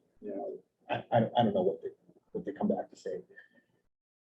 Can you come back our next meeting? Let's have it out. You said the rec commission's on the 26th, and then whatever select board meeting is after that. If you want to come back, we can talk about it again. Does that sound all right? Say again. September 8th. Sound good? I think I'm in town. All right. Where do you live? I live in Pittsburgh. In Fitchburg. Okay. Yep. Well, thank you very much for coming in for your presentation. I think it sounds great. I hope, like you said on your last slide, I hope you do get some feedback. We'll certainly, I think Terry already forwarded you those questions. So if you learn anything new tonight, you do any other research or otherwise, just let us know. So coming back to the homework, steps forward, what are the next steps? We're going to, so I want to talk with the rec commission. And then I've got to put together this decision matrix to say, what is the best location for this, given all of those categories that we brought up tonight? Categories, concerns, or otherwise, they're going to have unique values for every site that we wind up proposing, whether it's a library, Gilman Way, our backyard here to Town Hall. What is the best location for it? What is the most, really a feasibility study? So that's what you'll see the next time through. If we get through all those things and we have a clear winner and we've addressed all the things, the board can vote to accept that gift that night. That's why we need to have it on our agenda. Hi, Rich. You haven't got any parking. Yeah. Okay. So I would go on my decision matrix and put a big red X. Far be it for me to say anything about snow and ice, because you know I don't do that anymore, but, if you start plowing the lawns, you're gonna tear up the lawns. Mhm. Just, food for thought. Is there any homework for me? If you wanted to address some of those, take a look at the email that Terry sent you. If you wanted to address some of those, I didn't, you have to give me that. You can copy and paste it. Holly has my email as well as Jack. Okay. I would say to convince the recreation. I think commission we answered them all, the, those questions. need for this, them to have this. Then we'll have our takeaways from this. Yeah, So once make sure you. attend as the far next- as developing Have a that, nice night, Lori. Oh, as far as developing it on your side, I think just be ready for questions. But I know what we need to do to be able to take a look at facilities, insurance, anything that we talked about tonight. I think we have enough from you. You've given us enough. You've given us a clear picture of what your intent is. Okay. James, thank you very much. Sorry, we never got to know your name or otherwise, but thank you very much for your presentation this evening, and we'll talk again. Thank you.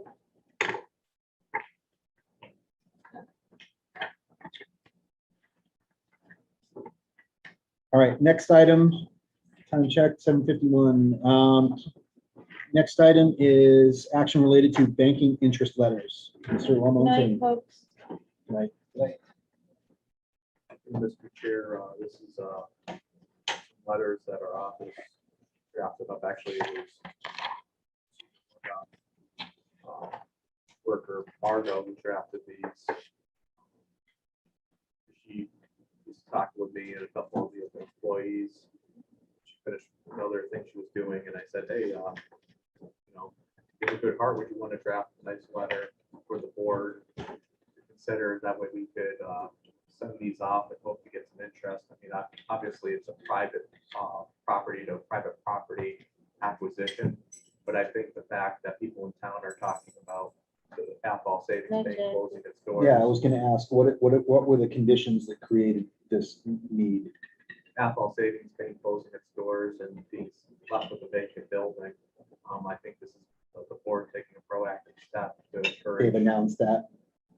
It was announced in like the news or something. It was all over Facebook. I would assume it was The official source of Yeah, that. right. announced somewhere, and the customers are aware of it. So I think this will at least get the ball rolling for potential banks that are interested in, because I believe that's the only bank in Templeton. And I just was not aware of the condition. It was at the Gardner News. I know there's Okay. a posting on the door, and if I'm not mistaken, Okay. you cannot go into that lobby. Okay, You can deal with the drive-up only. okay. And so it's Athol Savings Bank's intent to close that branch. Okay. And they own the building. Right. They're gonna sell it, they're gonna close the branch and just continue to pay property tax on it? Rent it. that's what I'm hoping. I mean, there's a lot of- That's a potential that they would rent it. I would assume that building is ideally suited for a bank. Has it been anything else ever? Go to our historians. I Trying to remember. As far as I know, It has, I'm assuming it has a vault. It's got a service counter, so would they close it and then rent it to, rent the property to I another? just said. Yeah. There's 3 potential. I had a little bit of wordsmithing with the letters. I thought that they were a little, just, they could be cleaned up a little bit for intent. I can work with you on that. But I think that they are the right thing to do if we are that far into it at this point. No one's talked to Athol Savings Bank to say, what's your intention? Right? as far as I know, no. When we want to ask Athol Savings Bank, what their situation is. I think they made a decision. I can't see, I suppose the board, could make that a part of the motion to invite Athol Savings Bank to come here. And then. I just want to be able to talk Yeah. to find out what their intent is. Yeah, as a customer, I got a thing saying they were closing that branch, but it would still have the Gardner and Washington and the Apple branches. And that is an ATM too, a drive-up Yeah, they ATM. have gone through it. I mean, it's not that big, because I go through Washington almost every day. But, I mean, that's what I got as being a customer. Got a thing saying, hey, we're closing this branch. Convenient in Gardner and Washington branches still there. I mean, can we reach out to the branch manager and ask what is the, what's going on with the property? What's their intent with the property? I think that part of the motion with the letters.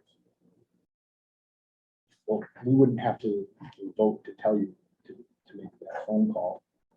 We're basically coming up with, so you're coming to us tonight to say, we want you to sign these letters so we can potentially get a new bank to occupy that space. I understand that. And I just want to, I do want to work on the letter with you.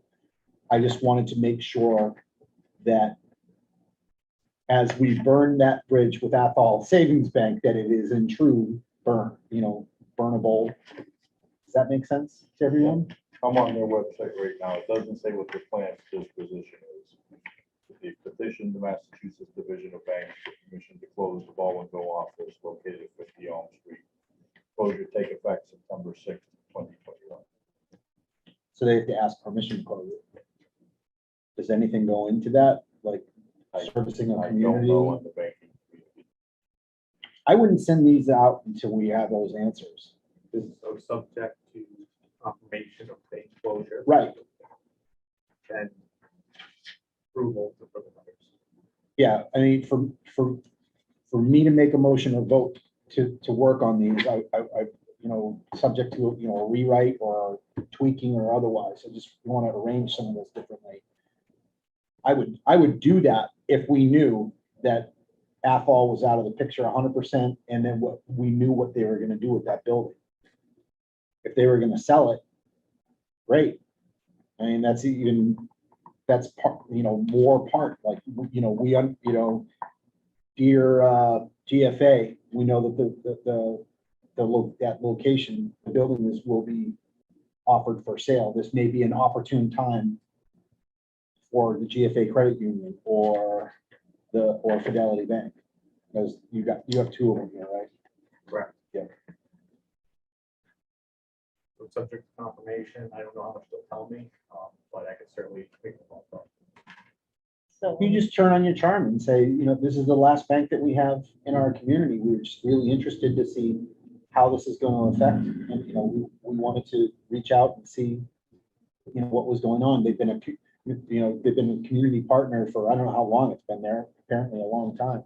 Do you know who you want to talk to?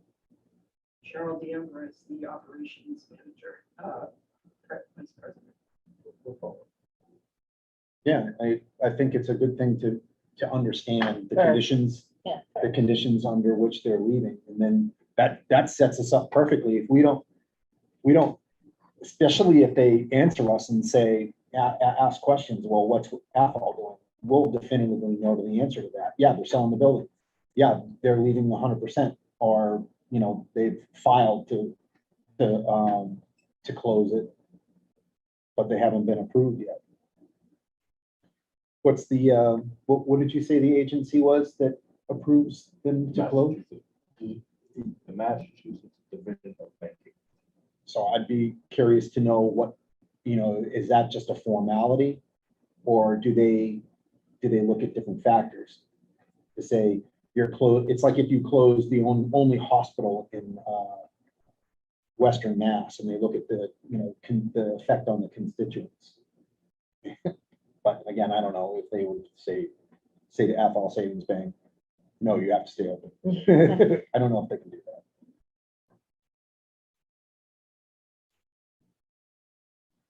So Adam, I guess what you're hearing is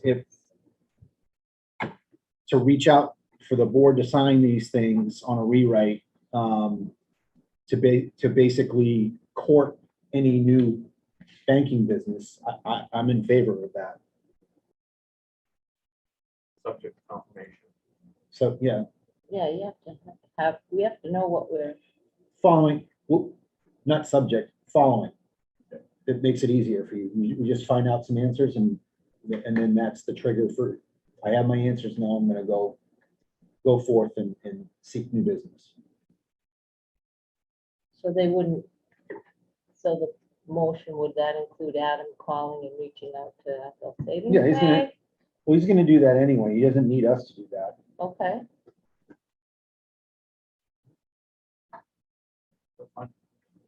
Okay. but then report back to us?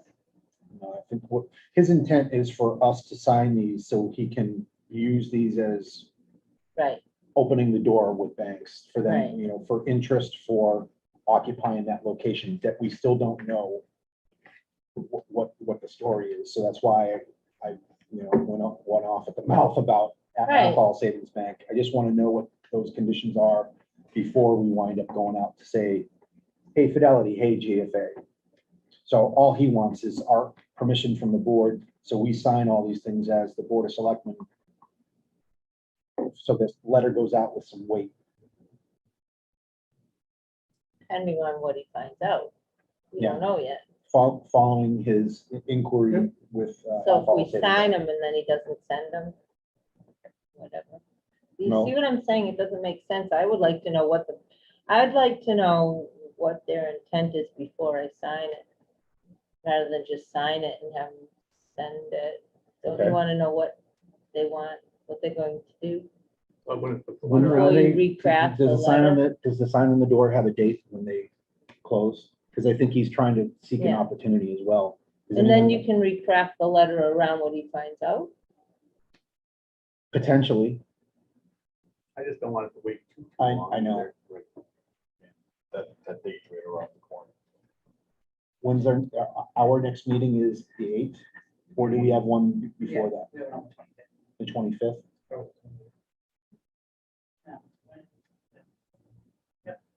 Twenty-fifth. I'm just trying to craft the motion, so to approve the reconfiguration. Well, we of the wouldn't have it. letters. If we're not gonna sign tonight, we don't have to give them a motion tonight. We can basically say, go do your homework on Athol Savings Bank, and then come back and you'll likely get us to sign everything that you need. And we'd have a better memo at that point. I'm pretty sure, Is it? almost 100%, I'm gonna get these, so that's closing. But are they gonna sell the, But what they're gonna do with the building, like, I'd like to know that. I mean, I would I mean, they don't have. to I would share go with forward you, with but- this too. I just want him to find that out prior. makes sense to see what they're doing. and- When are they gonna close? Tim, did you say? So, The 6th of September. so then if we sent these, would they contact, they would have to contact Athol Credit Union themselves, not us. Yeah, because it's a private property, private property. It's like giving them a heads up, but This basically opens the door with the bank to say, we would love to have you come into our community. what if, There- Athol did it already? What if they said, hey, we're closing, and they sent out their own memos? I That'd be don't good. know that. I like the proactiveness of the letters. That's excellent. Mhm. It's thinking that, we just need to figure out, we don't want to step on Athol's toes. Isn't that? Well, I mean, again, when I started asking the questions, what were the conditions that brought us to this situation? And I think everybody agreed, there are signs in the door, they're closed. Yeah. So we're not stepping on their, they've already made their announcement. I just want to figure out, okay, you're closing, we have a date that they're gonna close, what are they doing with the building? Have they reached out to anybody? There has been no dialogue with Yeah, the woman that Lori was too talking about. bad. They should have really mentioned it to the town. That would have been nice if Well- they came to us. That notice is on the official bank website. I was just looking on their Facebook page. There's nothing official from them Yeah. on the Facebook. Oh. Shocking. Breaking news. Does everybody, I mean, so Terry was talking about just delaying this until our next meeting, so we get those questions answered.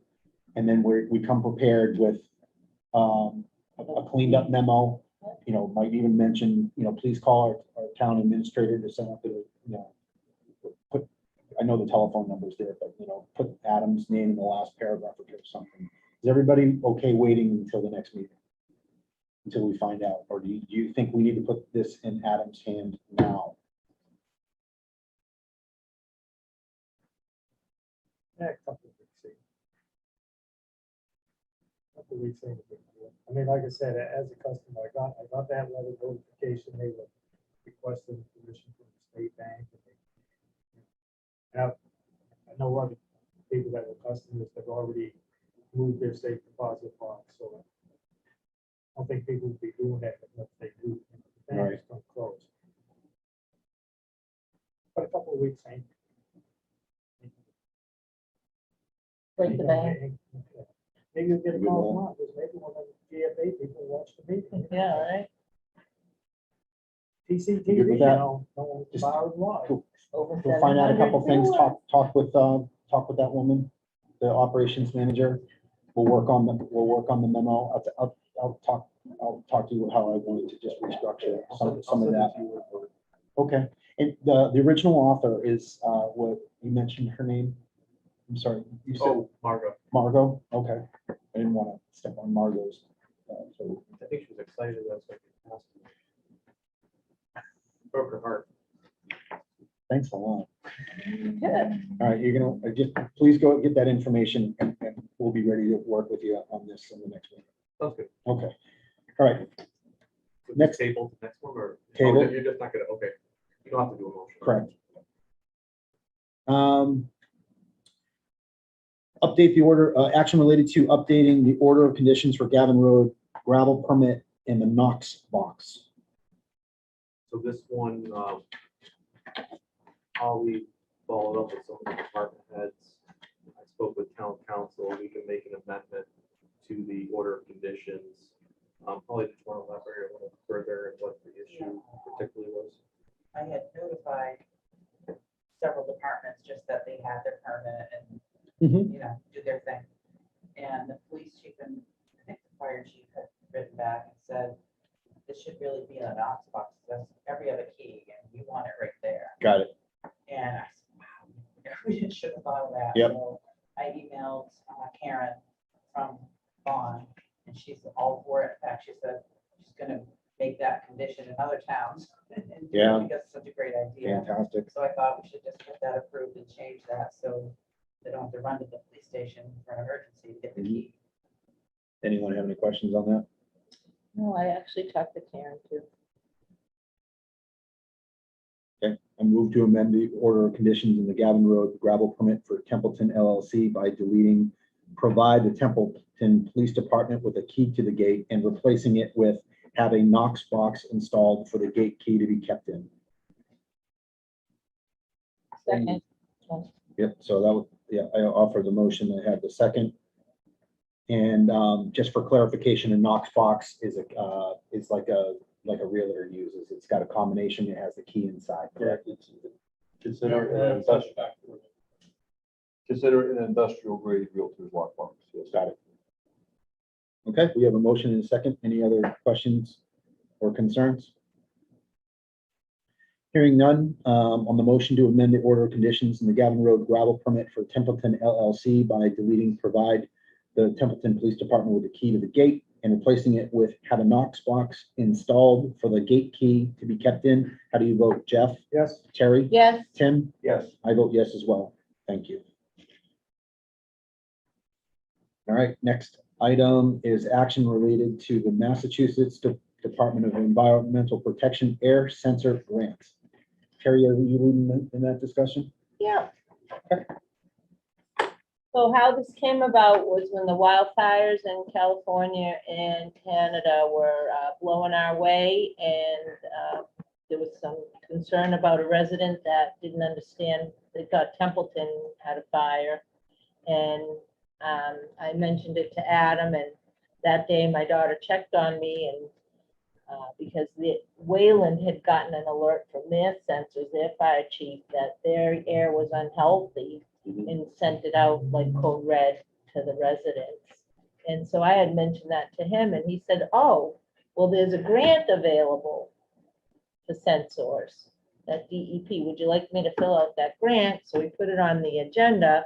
I read through it, and the only thing I could think of, and I reached out to Rich Curtis, I reached out to Chief Dickey, and it's a grant for 5 to 10 sensors to be placed throughout the town. They're purple air sensors, and it would, it's kind of like a learn, it's based on education to educate the public on particulate matter through droplets and emissions, smoke emissions, like those things can stick to your lungs and make you really sick.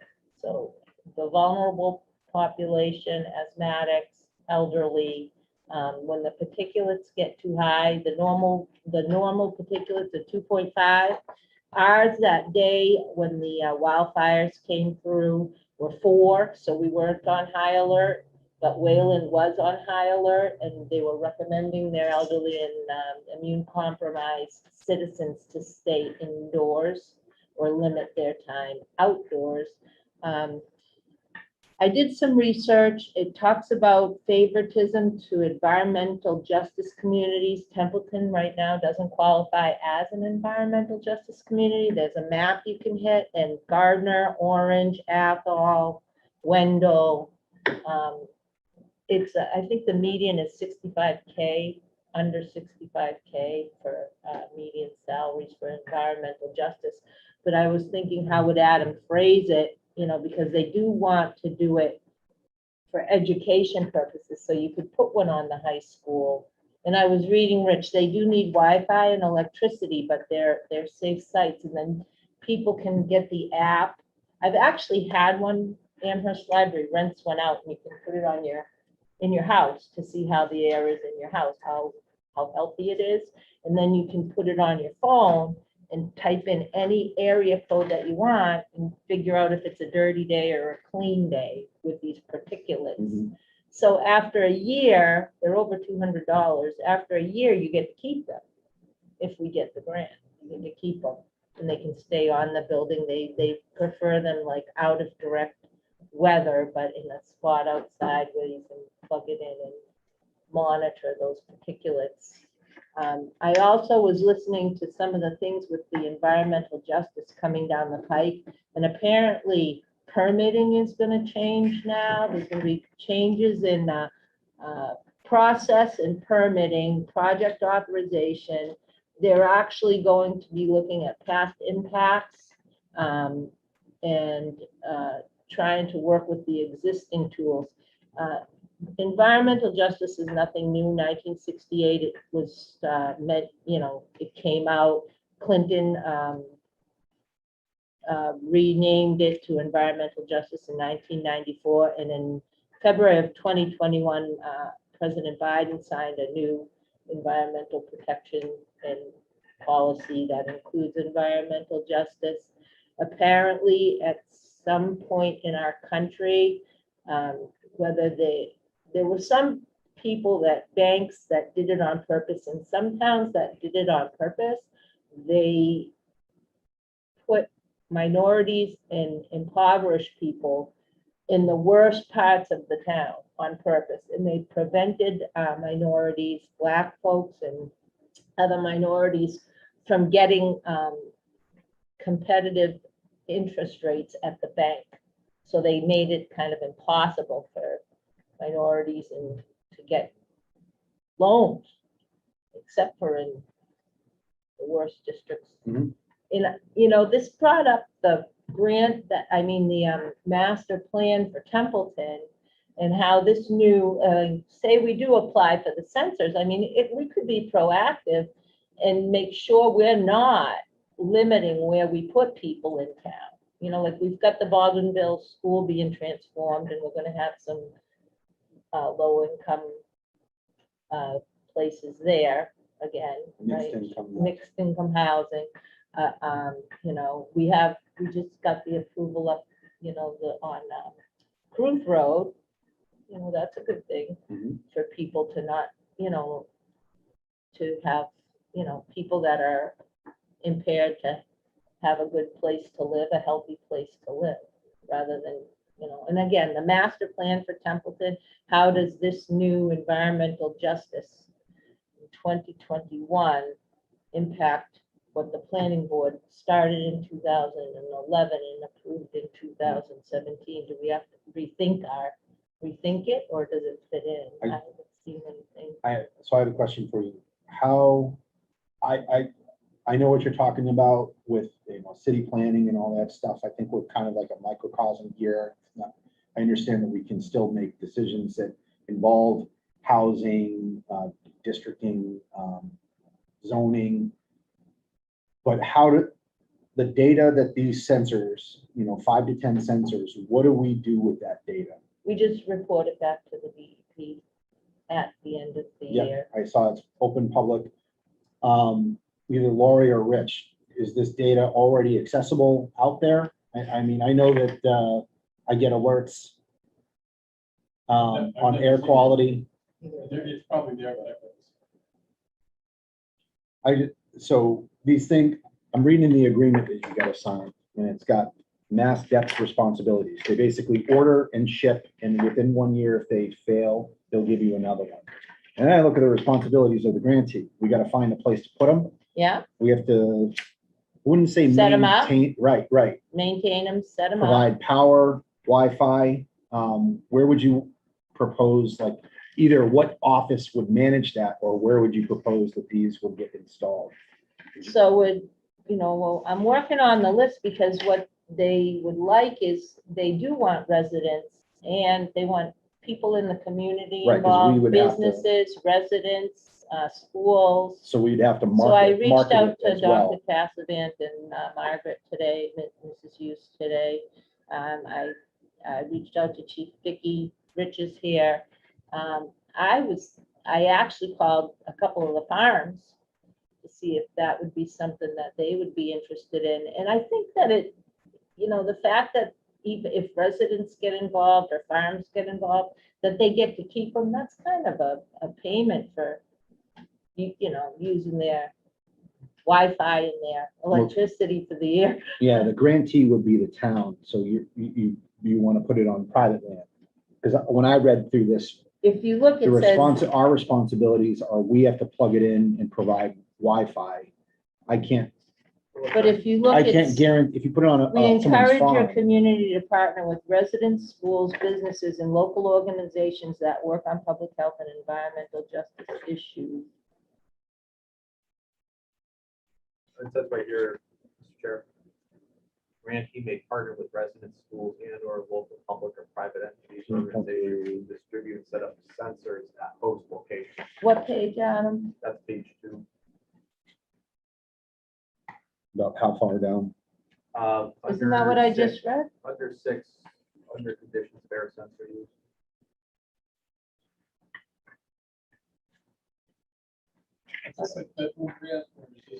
See, It's Mass- part of what mass Biden, data. I'll tell you, it's part of what Biden signed. oh, really? Yeah, he wanted government agencies to actually educate the public and get this out there, get those particulates going forward, This particular one is a mass DEP grant, has nothing to do with the feds. Oh, okay. That's So on it's just page that, 2 but- of the actual application. And the statement will follow the See, look at, agreement. there it is.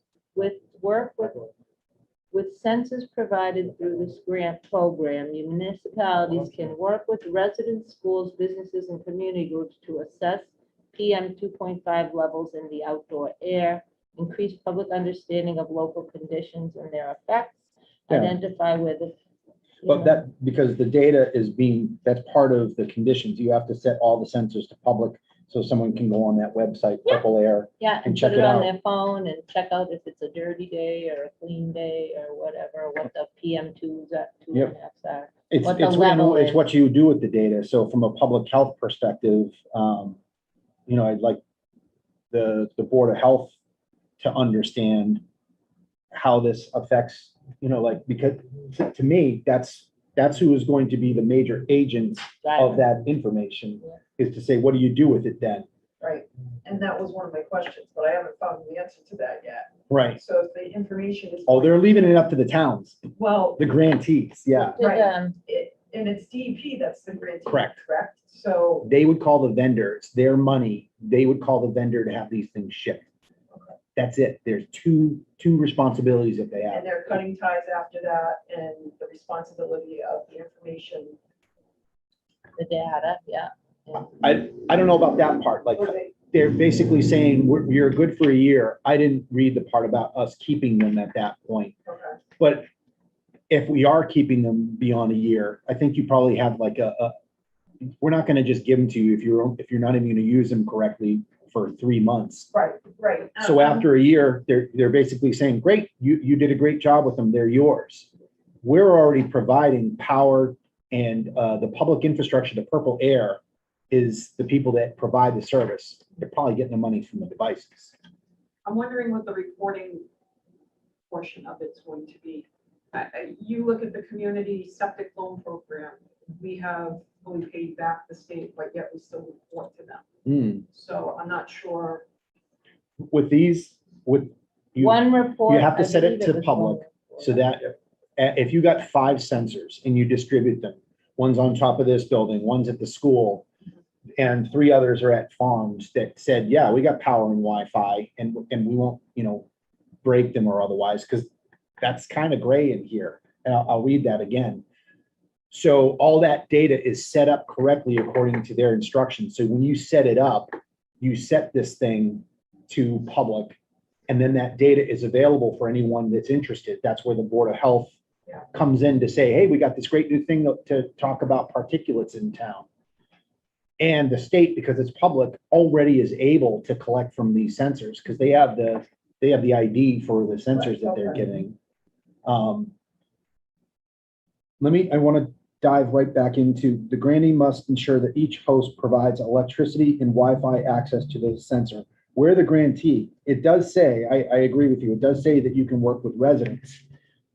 But how do we then ensure that if you're going to give it to a farm, right, and say, hey, do you have Wi-Fi and power? Yes. Okay, you have to remember, you have to always provide Wi-Fi and power to that thing if it's going to be on your property. That's why it'd be easier if you just put it on top of it. That's what I And thought. think that's the best- In the And first, I'm sorry, go I ahead. was. in the first set of 3 pages here with a really fine print, it's on the 3rd page. Installing sensors around your community. Once Mass DEP receives your city or town's executed signed agreement, they'll arrange for the shipment. Municipality and or partner organizations must then work with sensor hosts, which may include residents, schools, businesses, community groups to ensure the equipment is. And then there's a series of check boxes. And the only requirement for reporting that I'm seeing there is to notify Mass DEP in writing when all of the awarded sensors are deployed and relaying data. And the only other restriction is it has to be within the footprint of the town of Templeton. Yeah, So as a devil's advocate, when you're talking about farms and things like that, and it becomes public information. What if there's a day when it's really bad at a farm and that public information is up there and we have people who take information and process it and use it? And they put it on Facebook, don't go near point A today because that thing was, I don't want to put words in your mouth, but that's exactly the kind of data. I see what you're saying from a devil's advocate point of view, but that's the kind of information that you would actually want to get to say, oh, wow, I understand. you have that. a really high, that farm must produce a lot of particulate, or there's a reason why that's an anomalous reading. or the sewer department. They're finding But that that's when us. you bury your, That's us. That's where we wind up saying, here's the deployment scheme. It's town property. We know that we can get Wi-Fi and, well, I don't know that we can get Wi-Fi there. I don't know if they use it, but power, I'm pretty sure we can get Yeah. power. Wi-Fi, the chief offered both fire stations, but we've got MEMA down at. I think there should be good dispersion. Right. But I And that's what I'm feel it saying. You should, can like have Rich was this saying, version why of not an just make outage. it town? And then look at it this way, if we collect that data, we don't have to build in areas that are already compromised, kind of. When you say we collect that data. Well, I'm Who? gonna be looking at it. Right. But Well, what see, did the but that's part of that planning board- marketing, like, the board isn't gonna, I mean, unless you wind up figuring out, like, an initiative that the board is trying to change particulate, and I think we It wind just up getting, seems like it, to me, originally, if I get back to the original intent, it was to keep the public informed Sure. because somebody thought the town had a tire fire. Somebody thought the town was on fire. but if the particulate matter during that day in question, whether the fire was here or in California, the particulate matter was still going to be max. Well, because we're known as the tailpipe of the Northeast, all the exhaust and the fires blow across right to us. Boston had 620 deaths from exhaust last year. So someone getting that data, someone is watching purpleair.com. Who are they in there like, wow, Templeton is off the charts. Who are they gonna call? Lori. But that's why I think the Board of Health needs to also be a part of this to Oh, say, Rich, I was there's the gonna say you, that was. number one, you quick. wanna market it. And then That what do you do was with the quick. data once you get it? We're not trying to I get it think the to data is just to alarm do code citizens. reds and say today's, like, I can pull up what the fire chief sent out in Wayland. It was a code red, like tomorrow, what's going out with the heat Yeah, index. I get it too. I mean, I use AccuWeather on my phone and I got. But not those alerts. everybody does. When Yeah. you run into somebody that thinks the town's on fire, Mm. it's just how it transpired. Somebody thought the town was on fire, Yeah. didn't watch, hadn't, heard of the news. It's just one more avenue to keep our citizens safe if people want to take it on. Terry, I think it's a good idea from a data or science perspective. It's just, all right, well then how do you make it work? The Board of Health seems to be like the right proponent to market it and to say, we've got this capability in town because the select board went after this grant. Are we good with reading Set up, monitor. responsibilities of the grantee? For people watching tonight, are gonna say, yeah, that it's negligible to us providing those things, power, Wi-Fi. It sounds like most of the places we're talking about, those exist. You have Wi-Fi? What about- School's got Wi-Fi? Fire departments have, it. Yeah. I'm sure the sewer MEMA. department has it. Electric company. So he would, I had my ideas of where to put them, but there's, because I thought they wanted school participation of the school, at Probably the least school goes, like on they got Baldwinville a Road. closed Wi-Fi system, Yeah, they don't like letting you input. I could see what, Whether or not that holds true for what they've got there, I don't know why DEP didn't put any criteria for schools to be involved. They just said, schools and people that are interested in environmental justice. It doesn't seem like it was within their scope for what the data sets are. It's not meant for educational purposes or them as a trusted So agent. within Dr. communities. Cassavant thinks it's a great opportunity and to let him know if they need anything from them if passed. Not gonna get on my ClearGov horse at all. I know that. But that was one of the things I said. It's making data available for students that may choose Yeah. to do it. Let's say there's someone who's gonna do a science project. I don't even know what grade does science projects anymore, like fifth grade or something, where they're saying they want to do something on air particulates. That would be a data source for them. So I would think that would be an excellent thing, like Dr. Kazan was saying. Yeah. So what would you like to do, Terry? I also have a question for Rich. Would the, like, how would we install them? Would it be me helping you, It would Rich, probably the CERT be team, our buildings and grounds buildings and grounds? What about would help. CERT team? Is it oh, something? Buildings and Grounds has a bucket truck. Okay, okay.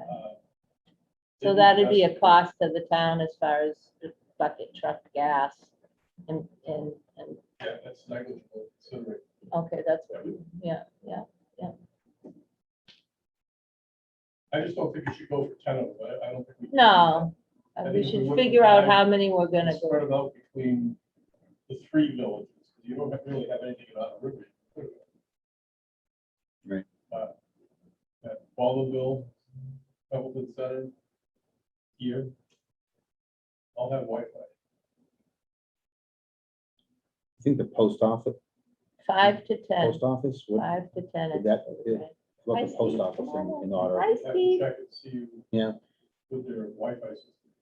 And I agree Adam with the agreed, low Adam numbers. volunteered to write the grant, so I think we're just looking at, to give him permission to write the grant. That's all I need. Yeah, I think go ahead. operationally, Go for it. between our department heads, we'll come up with a plan to get these done. I mean, keep in mind, we still have to, it's a competitive grant, we still would have to get it awarded. And preference all goes I to really need environmental justice communities is what. But all I would really need from the board is for them to approve me applying and a number, whether, I think it's 5 to 10 sensors. How many sensors the board wants me to go for? I agree with Rich, 5. You get to write the motion. Oh, I do? I do? Yeah. You started it. Okay. Alright. So I make a motion for Adam to write a grant, apply for a grant from DEP for 5 purple air sensors to be monitored by the Board of Health. And Okay, yeah, and refer the idea to the Board of Health. I wouldn't give them any work, but maybe just refer the idea. oh, welcome, it's the Holy Spirit. So in the highway department to put them up. I don't No, think I- you worry about operation. Yeah. So No. just to make the motion is for Adam to be able to write a grant for purple air sensors to the DEP for 5 spec sensors. Second.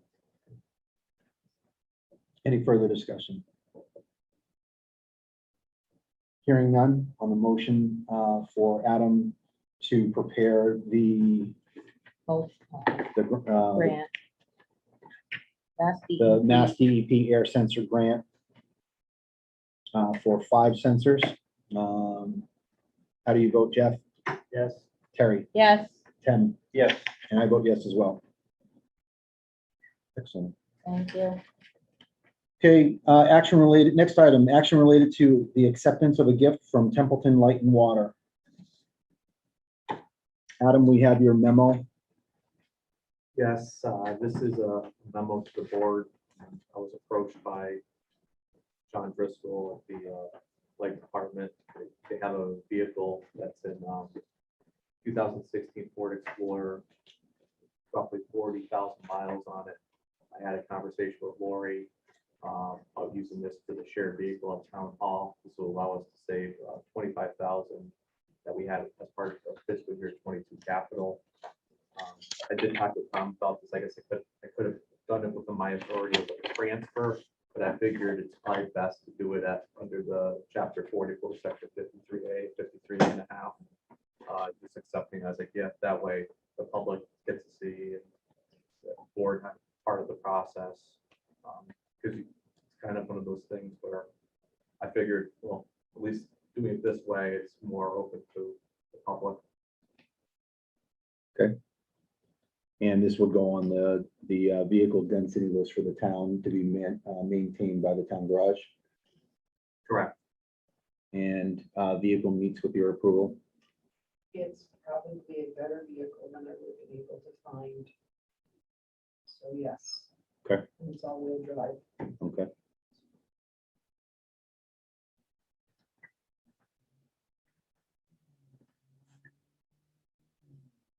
Everyone agree with Adam's scheme on the on the acceptance as a gift under chapter 44.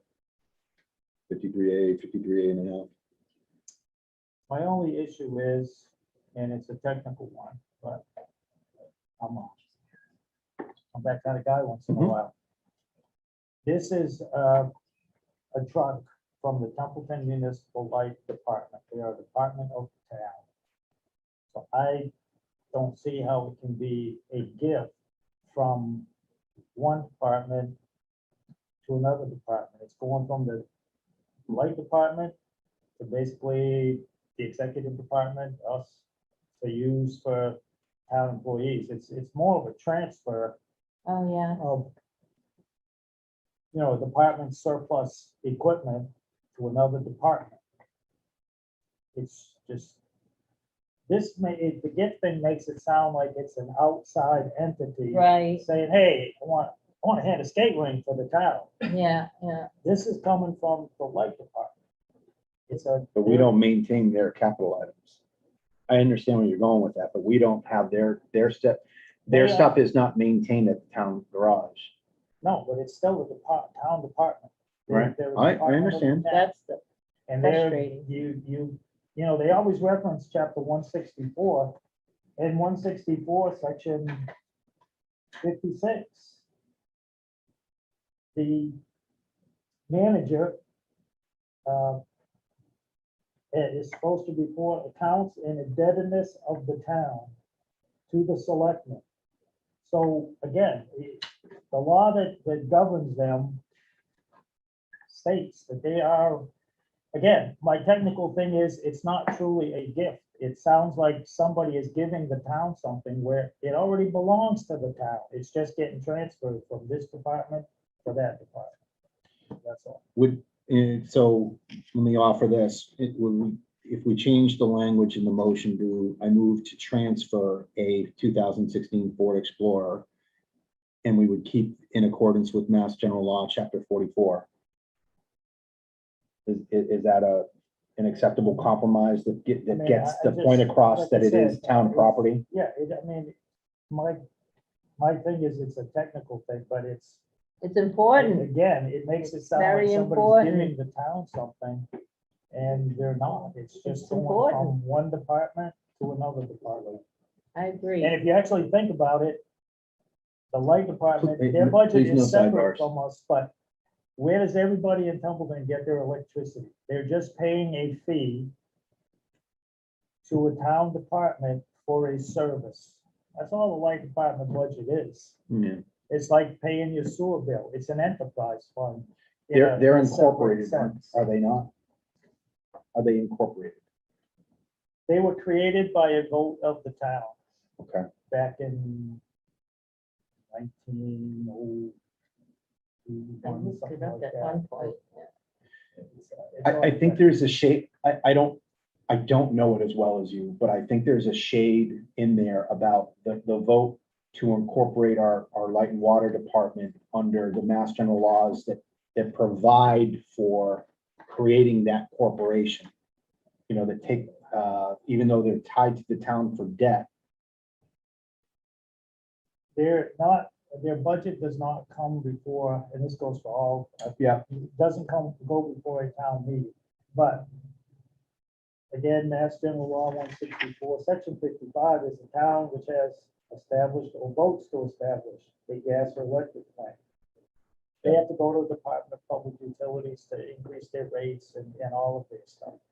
And I have a thing from the then Director of Accounts, maybe call the new one up and ask if there's a different opinion, but that their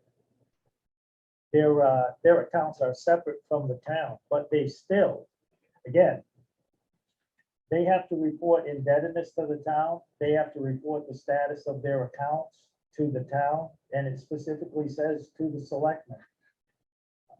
The water department is the same thing. The vote that merged the water with the light department, it says right in the vote that the manager of the light department, of the water department, excuse me, will report to the selectmen. They haven't done it in a while, but Yeah. it's saying, it's just, again, it seems like somebody is giving us something, and it's really just taxpayer equipment going from this department to that department. It had to give the taxpayer something when they bought it. I was just looking at it But- from the standpoint of, But did all taxpayers or just the ratepayers? I'm trying to go both sides of it, Jeff. I understand what you're saying, but not all. Now, I know we get into this discussion all the time. We got into this discussion about like the sidewalk machine, not everybody benefits from a sidewalk machine. Not everybody pays into it. Like I don't pay sewer. So I don't pay for water because of a well and a private septic. Do you see where I'm going with that? Like, I get what you're saying, that the town paid for that truck, but the money used for it were the ratepayers of the town. And that's everybody in town. Not everybody has water, not everybody has town sewer. That's just my technical point. I mean, if you want to keep getting, do that, but my technical point is, it's not truly really a gift to the town. It's merely a transfer of equipment from one I town agree. department to another. the thing is though, again, I would have the authority then to do the transfer myself, and I wouldn't even have to come to the board. I don't believe that's accurate. So my thing is, we have to register this vehicle as a town vehicle. Right now, it's under Templeton Municipal Light and Water, which is in corporation. So they have it under that with the registry. So we're gonna have to, buy this for $1, whatever, do the title transfer and get it registered under Town of Templeton. Isn't that accurate, I believe? So whether, I see your point, Jeff, and I agree, but for legality, I would think you have to accept it or buy it for $1 or whatever we have to do. Yeah, because I ran it through town council. But I mean, it's up to the board whether I they want, wanna I do think it. I wind up getting Jeff's point across, but at the same time, using the legalese of it to be able to register it right or transfer that property in accordance with how they exist. Right. I think I can achieve the spirit of both. Where what Jeff's talking about, I basically just used the word transfer, but I'm doing it under a statute that is accepting this is as someone else's property, not just transferring it. So the combination, so. I am, I'm trying to be the great compromiser to say, we're gonna view this as a transfer because it's all town property. But because of the way the property exists, and we're gonna do it under a certain statute. Did anyone, I'm sorry, did anyone even make a motion yet? No, we're still discussing. Okay. The I move wording. to transfer a 2016 Ford Explorer from Templeton Municipal Light and Water in accordance with Mass General Law, Chapter 44, Section 53A and 53A and a half to be used as a shared vehicle for the town offices.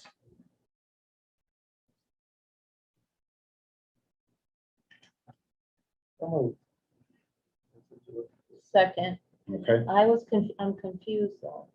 I thought Adam I'm didn't need to playing have it. both sides. I'm basically saying we're transferring, it's town property, the town's taxes, services paid for this. It's a town vehicle.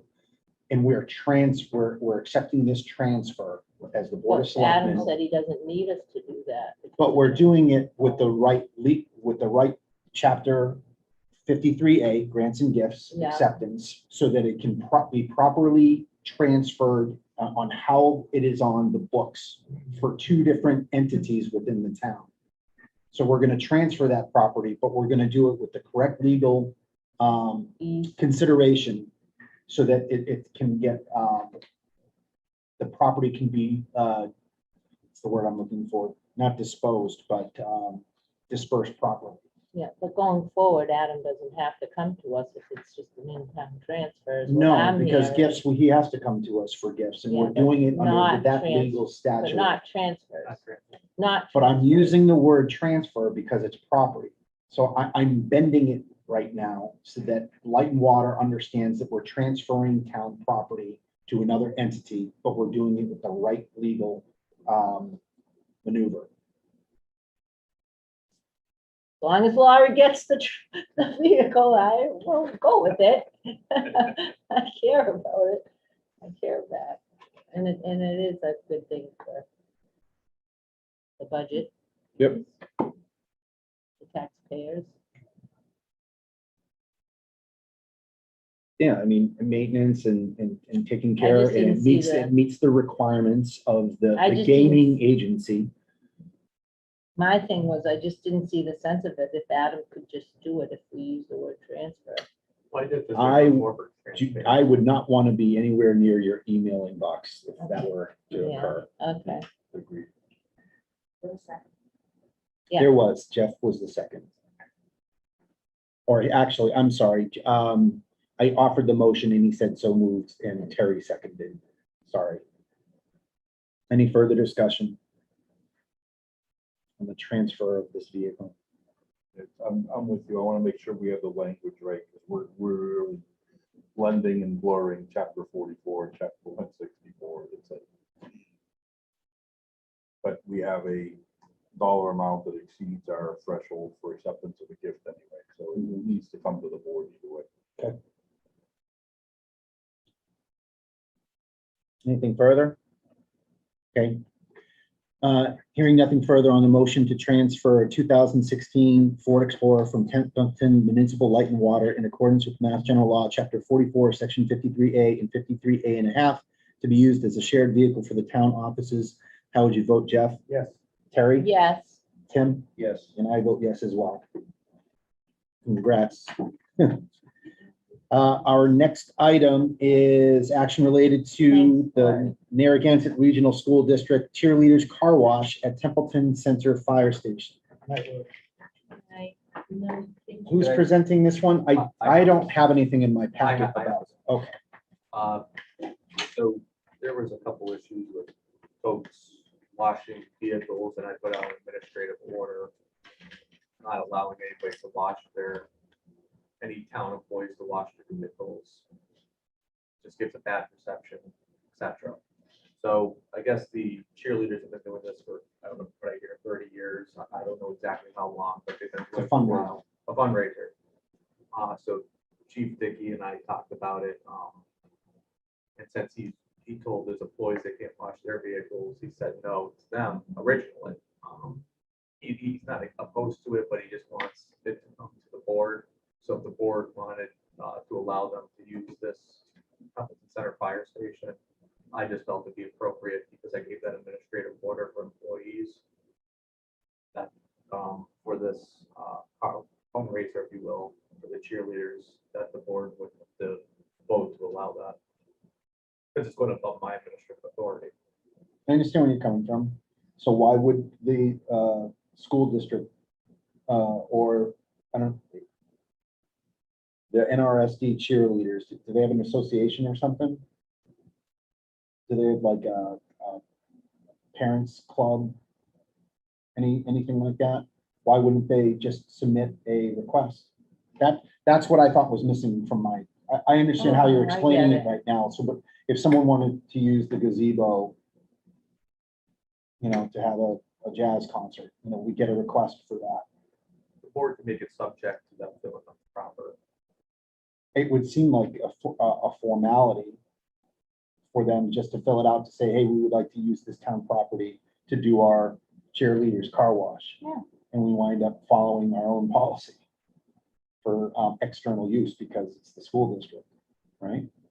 I mean, they just, it's never has been an issue before. I don't think anything's ever been formally filed. For the cheerleaders. When we use, No, it's just one of those things that was always done. Yeah. okay, when we use their auditorium for town meetings, do we have to request to them? Like, how is that? They just assume? Yes, we do. Sure. We do Okay. request, we have to make sure that the dates are available and we Yeah, pay. I just didn't want to for be services. a hypocrite. No, I had to fill out a request just to use the parking lot for training. I believe we paid for it too, I'm not sure. I know we used to. I would like to see a request. I just have Going two forward. quick comments on this. They closed the access to the fire station from the South Road side when they redid and restructured the road traffic.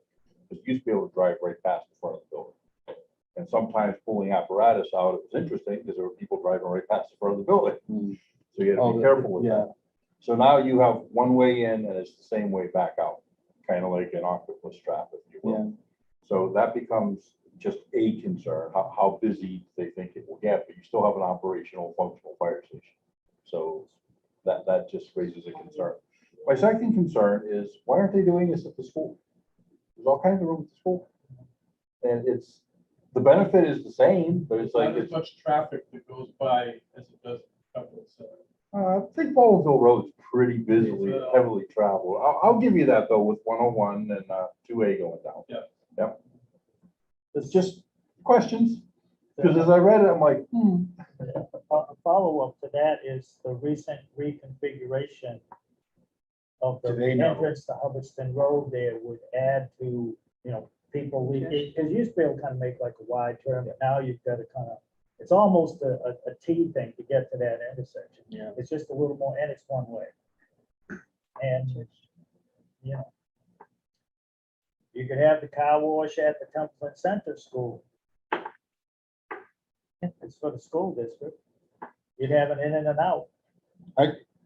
These are questions that we could ask them if they, submitted the same form that anyone would submit to use like the gazebo or something. We could ask these questions to say, hey, did you know that the traffic pattern changed?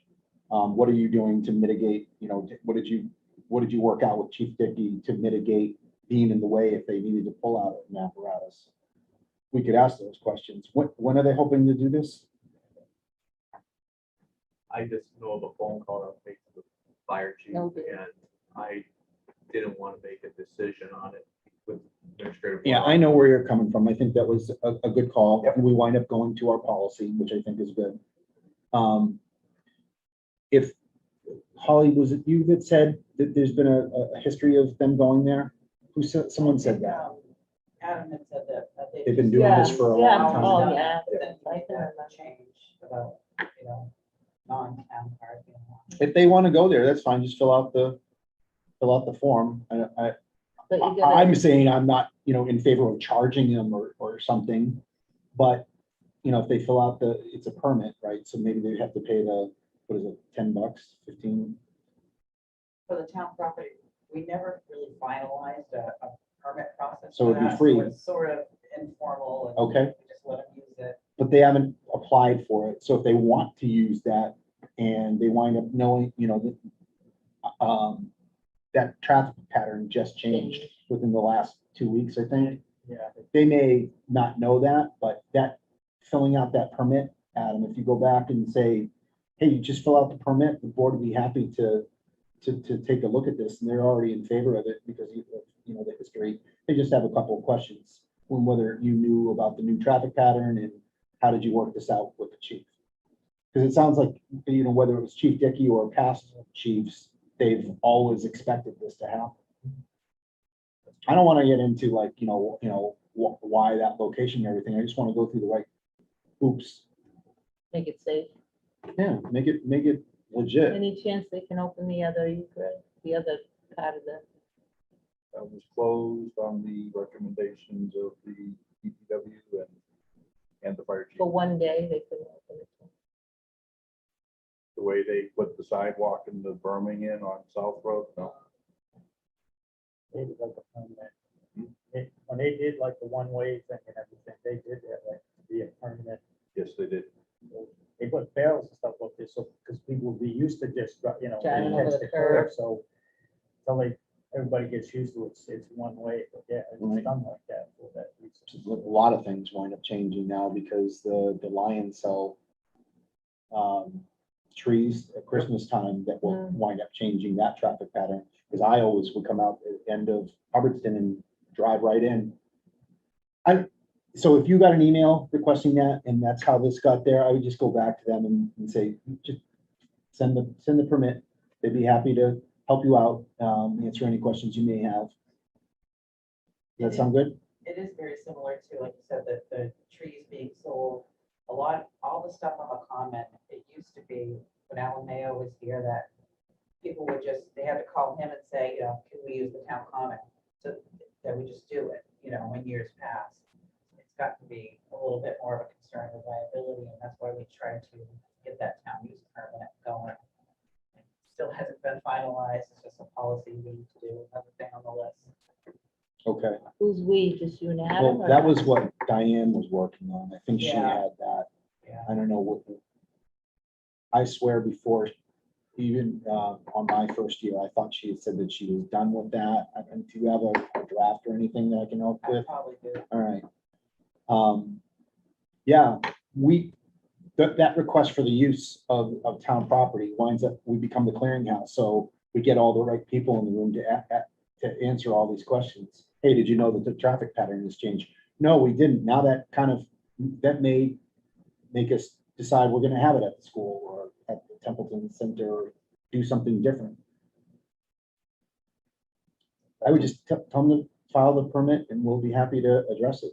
Were they looking to do it soon? I'm sorry, I probably already asked you that, but I didn't hear the response.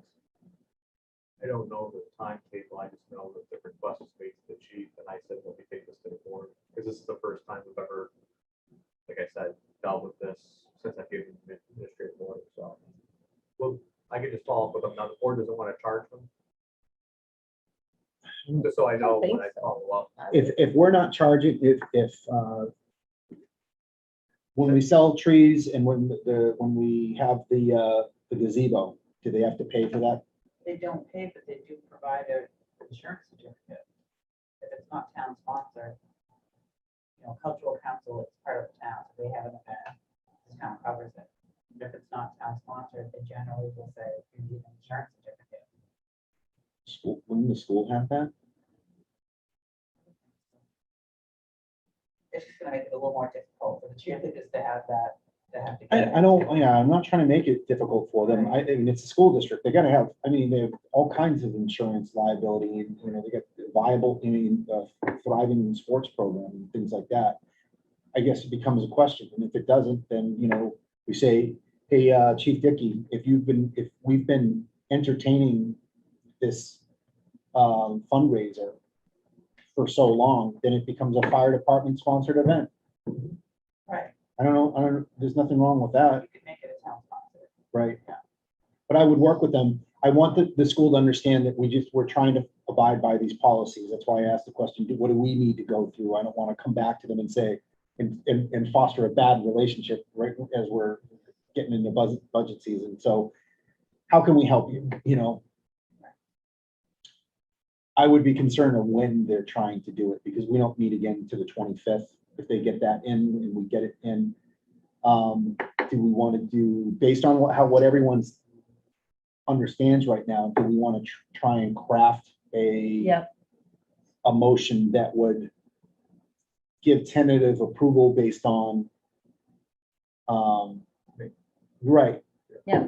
Questions of the insurance, whether it needed to be a sponsored event. It sounds like I don't think the chief would have a problem with that, but he just wanted to make sure he was going through the right protocols as you had led with. But if we have a motion that basically sets up that as a positive thing, then we can do that. Does that Allows the sound all town right? administrator to It would be give him the we authority. would give him the authority to approve it based on what we know right now. Subject to paperwork, Say again. subject to the paperwork. And waiving the fee. Subject to the permit and question of sponsorship. If they can come with their own insurance, we don't need to sponsor. We just approve the permit, or we give you the authority to approve the permit. Okay. You like this one? Yes, sir. To for to the NRSD cheerleader car wash.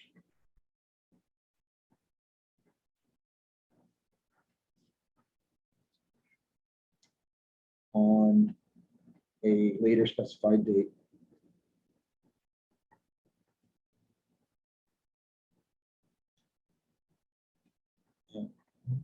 Templeton Center Fire Station, subject to NRSD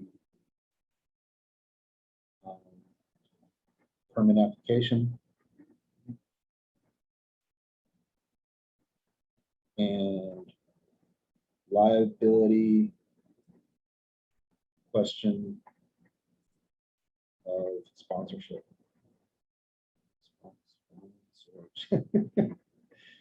I move to give the authority to approve the NRSD cheerleader car wash on a later specified date at the Templeton Center Fire Station to the town administrator, subject to NRSD permit application and liability question of sponsorship.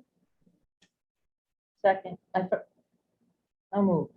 Well, yeah, I moved, and there's the second. Any questions on that? We're basically giving Adam the ability to approve that based on our discussion tonight. Got to have a permit, and you have to have a question of liability or whether it's going to be sponsored. Anything further? Hearing none, on the motion to give the authority to the town administrator to approve the NRSD cheerleader car wash on a later specified date at the Templeton Center Fire Station, subject to NRSD permit application and liability question of sponsorship. How would you vote, Jeff? Yes. Terry? Yes. Tim? Yes. And I vote yes as well. Do you want that? Or are you typing furiously? I think I'm good. Okay. All right, thanks. I think that was good teamwork getting through that one. Last item is an update relating to 10 Pleasant Street. And I know we've got some stuff in our package. Adam, if you could walk us through that. Okay, so my disclosure was approved at the meeting or two ago. I've got, last meeting, yes. And right now we're looking at the costs associated with 10 Pleasant Street. You see in your packet, proposal for demolition of $38,000. This property to take it down, but this doesn't include an asbestos survey. So let's say there's no asbestos, it'd be $38,000 to clear up this property. What I did is I just signed up having an individual who's certified look at the do the asbestos survey on the property, and that'll come to be about $1,500. I just paid for it out of our budget. Just get the project moving, and at that point we should get a comprehensive where they'll go around and test every area, because I want to make sure we do that where if there's a particular area, if there is asbestos, they have it exactly where it is. That way we don't get into this project and change orders happen and say there's asbestos here, and then it's like, no, we had it all tested, and these are the locations, if there's any. Hopefully there isn't, and I'll get the board an update on those costs. So hopefully I can get this ready to go for the fall town meeting for an appropriation to include the demo and the cost associated therewith. So your asbestos survey is in progress? Correct. Okay. And that will set the conditions for how you then present this back to us for a warrant article? Correct. Because that's where the money would have to come from. There's going to be 2 warrant articles on this one. One of which is special legislation for the establishment of a demo revolving fund. Okay. Like what Apple did, we need to get special legislation for that. But it's a same language, so we shouldn't have any problems. I don't remember, did we discuss the necessity of that? I mean, do you see this needing a revolving account for that? I like the idea of a revolving fund because we have it available for this property as well as other problem properties. And let's say the Attorney General's office releases grant funding for projects like this, and Templeton puts in, let's say it comes to be $50,000 for this removal. Then hopefully we can apply and get 50% money towards this project, and we can put that into the revolving I fund. understand. Okay. So that way the taxpayers. Because I was gonna say, without that, you'd have to keep going to the taxpayers anyway. Yes. Correct. And then what I'm hoping too is once with a vacant parcel of land being available, giving Cheryl enough time to clear up the little parcel that runs right next to it. Mhm. Few feet. Mhm. This will allow her enough time to put it all into one parcel. And then for us to take it down, clean it up, and procure off the vacant piece of land. Because as you all remember, we tried to go out to bid for this property. Nobody even bid $1 on it, so. Hopefully we can get some grant money and sell it for a good price and recoup our costs. Way back when the town had a demolition fund. I mean, this is, I can't remember, I think 90s or early or something. But again, you'd have to go to, town meeting to take money out to do this. What a revolving fund, you can deposit, you can set spending limits on it. It kind of smooths the process out. So something comes up you want to do, that take something down, and a grant opportunity is there to match the fund someplace. You have some money in the revolving fund, and you can just do it without spending the money for a special town meeting and, go through all of that. I think there's a lot of people, especially over that part of town, that will vote, because that thing's been burnt for over a decade, and then the town owns it outright. Oh, yeah. It went years before the town actually got possession of it, and we've had possession of it for a while. Yeah, here at least. And then it took it was like a year or two before we actually got kind of boarded up and kind of safe. And it's And we've had people coming in and saying what's going on. Yep. It's an eyesore. It's a safety hazard. I mean, it's just a critter hotel in the works. I mean, they go looking for homes in the winter, just like us. Yeah. And then, you just all kind of stuff can go in there, and it's an eyesore on, 202, and in the neighborhood particularly. So Adam, that's the strip of land you're talking about. Is that it? That's it. Okay, so that's going to be incorporated. Could you click on it? Huh? Could you click on it? Expand that. How many feet exactly? I remember Cheryl was talking a bit about it.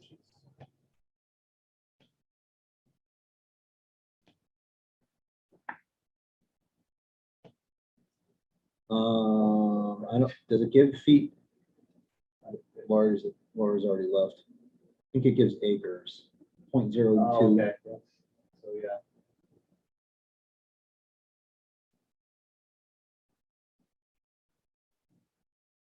Can somebody come in and want to buy that little strip? I don't know. It doesn't meet minimum lot size. No. Those are feet, 149.2 and 8. Maybe it was the neighbor that wrote the letter about why isn't it, when is the time? Yeah, it's really kind of odd how there's that little strip, but Yeah. Okay, but there's work going to incorporate that. Okay. So that was just an update. You don't need anything from the board right now. no, but I think Cross our fingers on the asbestos. yeah, I think it's important for people to realize, like, we're taking care of our public institutions, but we're also working to address these blighted properties in town. Yep. I mean, I know Jeff sent an email right when we acquired it on getting it boarded up, make it secure, and put the fencing around, which the town has done for the time being, but it's already been exposed to the elements for far too long, and it's an opportunity where we could clean up another property, especially when the people drive by the main street, they can see it right from there. Okay. Thank you. Well, folks, that brings us to the end of our new business, and I have on my agenda that we have no old business, at least printed here. We are to, I want to, before we move into board member and administrator comments, do you anticipate an executive tonight? No, but you missed the festival. I did, I know. Whoops. That's good news on no executive session. So at this time, we will go into board member and administrator comments. I have nothing tonight. I have a couple. Sure.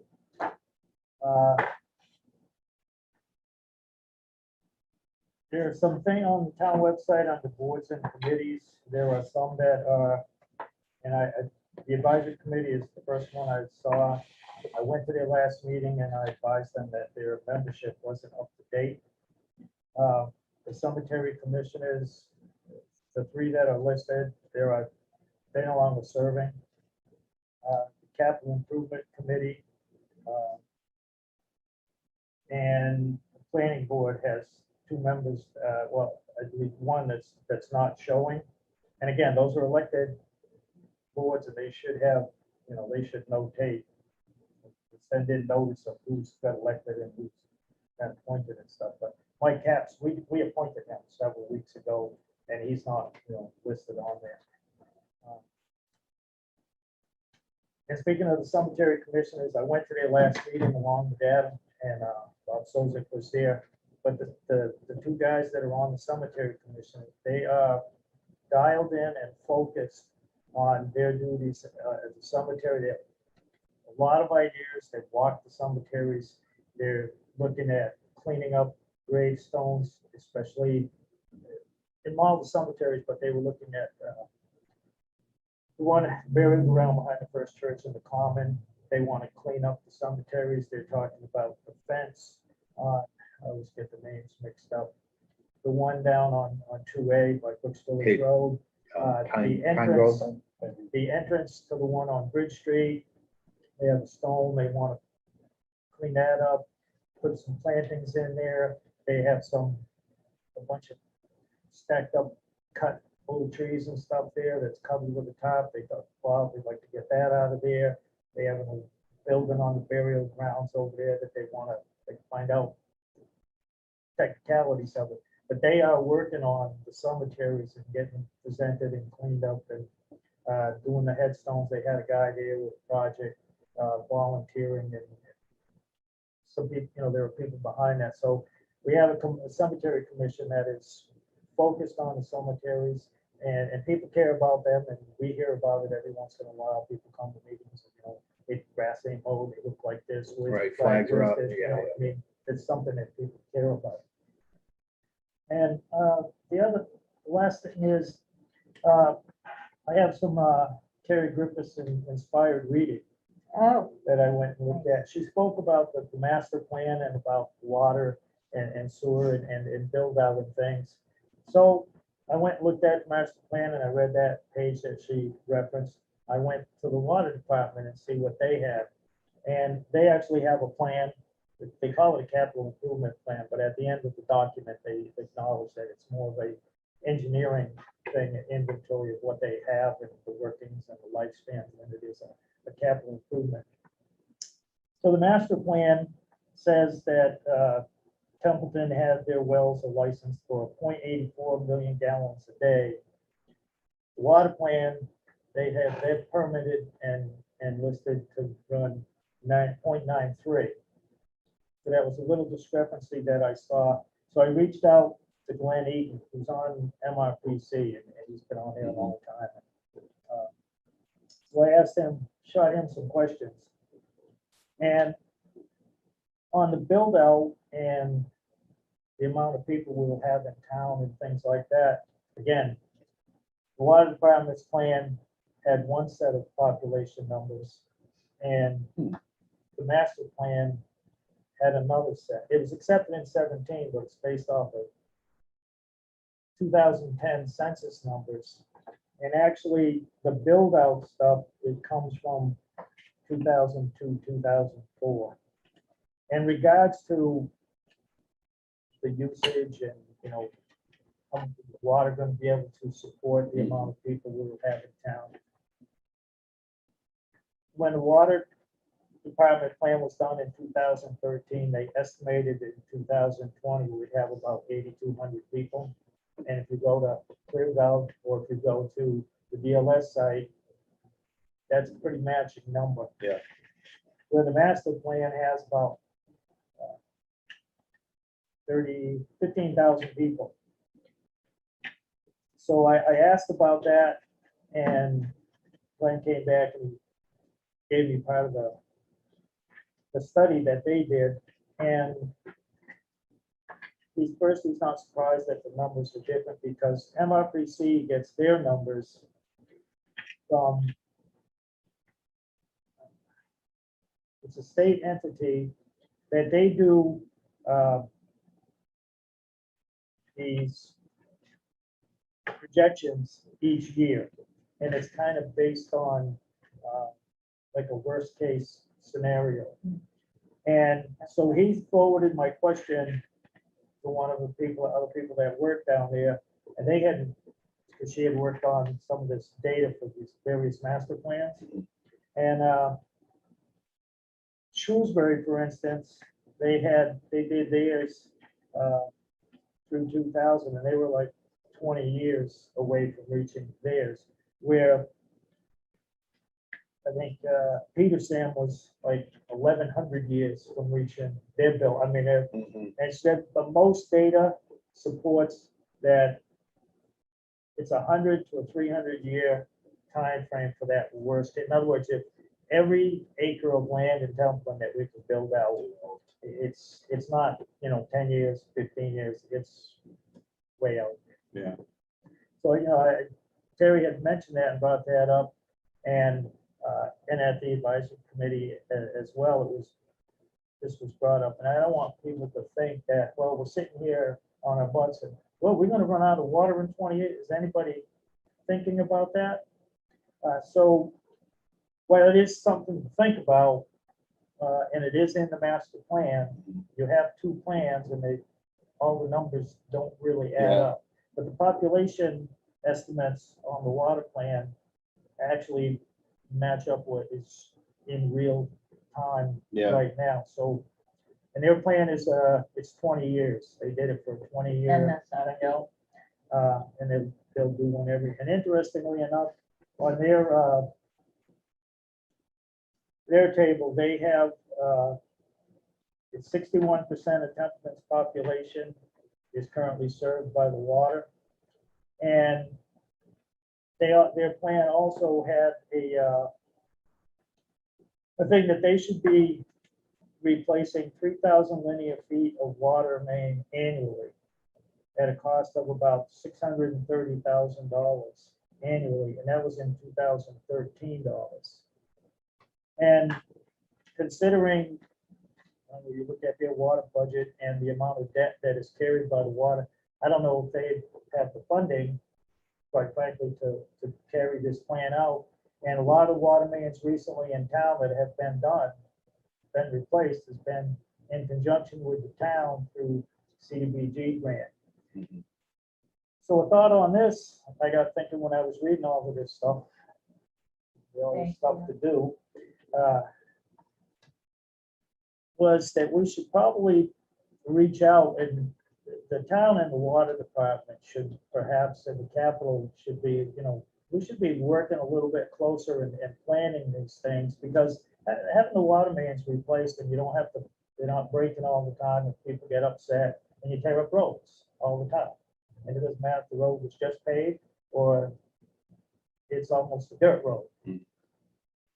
But we could be collaborating and thinking when we're applying for these CDBG grant funding and stuff, I don't know how much of a difference it makes the way I remember one, we got lumped in with Leominster somehow with the population and values, however the hell it works. I don't remember off the top of my head.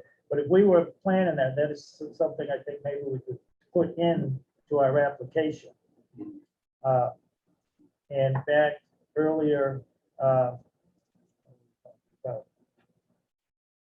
can't remember, I'll have an update or what happened in the last MRPC meeting with some of the funding and grant with economic development. That's what it was, the chamber thing. They're actually looking at stuff, and there are some grants, and some communities are already utilizing some of the money coming from, well, the opera's kind of gone by, but the new stuff that's coming out.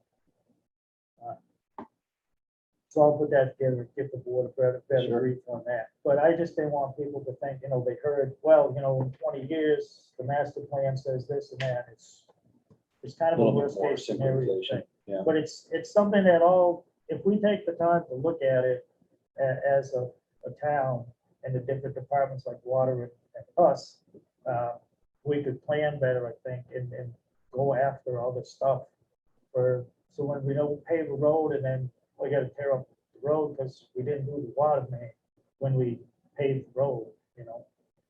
It's just, it's been done in the past and it's like, it's dumb. It's just dumb. Yeah. You know, you pave the road, as many $1,000s, and then you go cut it up because You didn't. you got a whole water main in there and things. So I think we could look at these plans once in a while and go through, utilize MRPC and when we go for these grants and stuff, it all comes into our capital planning, improving our infrastructure, which we should kind of start thinking about because God knows, you know, if that money's just gonna get to the state and, you know, Boston and go, you know, be kept out there, or if we're gonna get some, or we gotta fight for some, ask for some, however that works out, but it's something I think we should have on the table, thinking long term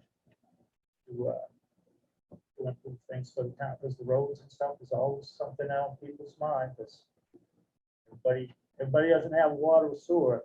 They drive down the roads. Yep. They walk down the roads, you know, things like that. And if there's asbestos pipes and they keep breaking, you know, That's my 2 cents for the evening. Thanks, Jeff. if asbestos pipes keep breaking, that gets released into the drinking water. I'm still working on the book myself, like, the town should put together a comprehensive development permitting guidebook to assist all customers with projects of any type and scale or that, blah, blah, blah. I want to know if we did that yet. That was one of the action items, if that was done. There's a few of those actually action items that I don't know if they've been done or not. So I want to read the whole, I told Lori and Adam, I'll read the whole thing first. Then I'll go back through, because right here, the building department is generally charged with enforcement. You're referring to the town's master plan. Yeah, the building department is generally charged with enforcing the provisions of a sign bylaw. Templeton Building Department would be responsible for putting this bylaw together with the support of the planning board. Is that done? One of them, the open space residential bylaw is not utilized. I want to know if it has been, at this, the writing of this, it hadn't been utilized. And I think we already had, I love this word, I had to stop here a little bit. I think we already had what they call a charrette, where public met and with, it says, the identification of these new areas, identifying new areas of expansion of existing areas in town suitable for commercial industrial development. A charrette is basically a design-focused public meeting where boards, committees, departments, and the public get together to brainstorm ideas. I thought we might have done that. Mike Dixon and Carrie Novak and the bottle of mayo. I think they might have done that. So I'm still working on it. I don't want to take all my time and keep people out past 10 o'clock. I do have a couple of things I didn't realize. I had sent this out to somebody. Mass Wildlife has grants and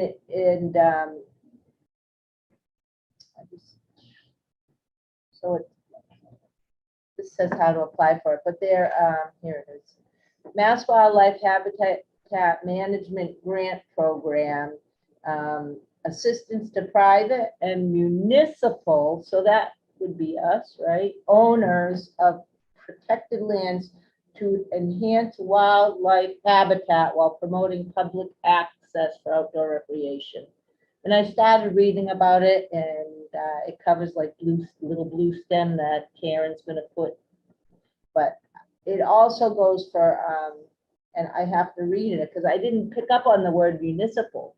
So is there anything we would need a municipal? We have Norcross Hill, right? Norcross Hill, is that still the Tuckers? Do they still maintain, is that their land? Or what did we give them as a town? That would we could potentially use the grant for? Did we give them anything? Wasn't it I would have to check with Norcross Hill? I was- Yeah, I mean, when we go through comments, if you've got comments, if Okay. you want something on the agenda because you want to go, answers or I'm gonna go through reread it, Yeah, yeah. okay. All right, the But second thing I had, Board so, member comments are more for, hey, this is what, you're kind of not okay, expecting responses or deliberation. You know what I mean? So, yeah, so what was it? Could you say it again? It's, What were you looking for? how to apply for it's a Mass Wildlife Habitat Management Grant Program, MHMGP. And it provides assistance to private and municipal owners of protected lands to enhance Okay. wildlife Yeah, so habitat. you'd like to take a look into that. Okay. Okay. And then I attended a Zoom. Monty Tech is still doing Zoom. I'm the liaison. I sat in on a school committee meeting. I found out that their superintendent is Dr. Harity, but they have a superintendent search going on. No. They were very successful. They got they applied for 5 grants and they've gotten the money for 4 grants already for their district. They talked about COVID and how they don't, they're following the CDC, but their age group is different. Their COVID update is for the older age group as opposed to elementary school. So the unvaccinated will wear masks. Yeah, then there's the grant thing and yep, they have a new SRO officer. They brought an SRO officer back. They have a veterinary clinic with a Dr. Harrisowitz. Next meeting, that's basically it. Oh, they got their update from Desi and it's changing regularly, just like what we go through here. This is what the moment you look right into the camera and you tell Dr. Kazavan, no. Yeah. Didn't you just say they were doing the superintendent search? Oh, yeah. Don't go anywhere, Dr. Cassidy. So, and She's this, good people. this- I've enjoyed, I forgot her first name, but, Harity. yeah, Yeah, she's Dr. come in a Harity. couple of times. She's been awesome during the budget meetings. yeah, she is. They're very, very thorough. Mhm. Another comment, a citizen pointed out to me that, and maybe Adam can get an answer for the next meeting.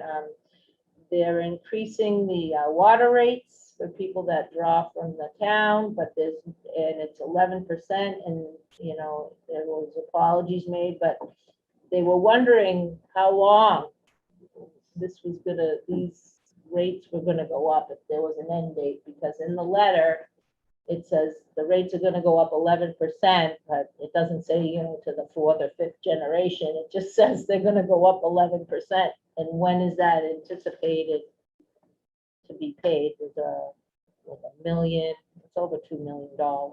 Hmm.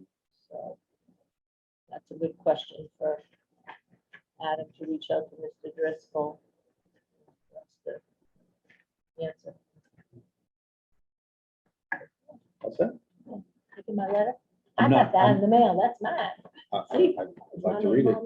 Sure. Couple things real quick, everything ARPA. Chairman Curry was on part of the webinar today. I spent the entire webinar today and Nice job. they stood a few more things on our heads and things have changed. Now on top of the 187-page ARPA document, we're now reading through 2 CFR. Anybody want to go to sleep at night? You can go through the Code of Federal Regulations, all 300 plus subsections. I don't have a clue where we're going with it yet. The slide deck will be released within 48 hours. I will send that to Adam to disseminate across the board and to the various town departments, because there are so many moving pieces to this. There may be other monies coming down the pike for infrastructure upgrades, and they threw so much information at us, it was just, you couldn't absorb it. And the questions coming back from those of us out in TV land, we were just blowing them away, and they had to actually stop the presentation to start answering questions. So that was kind of a good thing. Terry alluded to it earlier, the wildlands out west are still affecting us. The particulate matter is still here. Watching down to the southern part of our nation with the COVID numbers, that's becoming scary again because they're on a constant climb surge. Hospitals have hit and exceeded capacity again. One of the trade journals just put out today, they're looking at a 3 to 6 hour offload time when an ambulance pulls into a facility. You're stuck in the truck with your patient for 3 to 6 hours. Oh. That's just unacceptable. So I don't want to say previews coming attractions that will happen locally, but if everybody's kind of pushing that way, it's a possibility. I don't want to see us go there at all. So just everybody be careful, be safe, follow the guidelines, do what we need to do. It's a very scary situation. And I respect anybody who's for or against receiving the vaccine. I don't judge. That's your decision to make. Thanks. Yep. Mr. Valentine, you're all set? One last go around. Maybe Steve. Oh, I got a lot of great information tonight. Awesome. Thanks for staying for the meeting, Yeah, Steve. well, some things to bring to the next meeting that we get together with the historical commission. So, Great. All right. We do not have an executive session, so I would entertain a motion to adjourn. So moved. Second. I got a motion in a second. Any last words? All right, on the motion to adjourn, signify by saying, if you agree, signify by saying aye. Aye. Aye. Any opposed? Hearing none, we are adjourned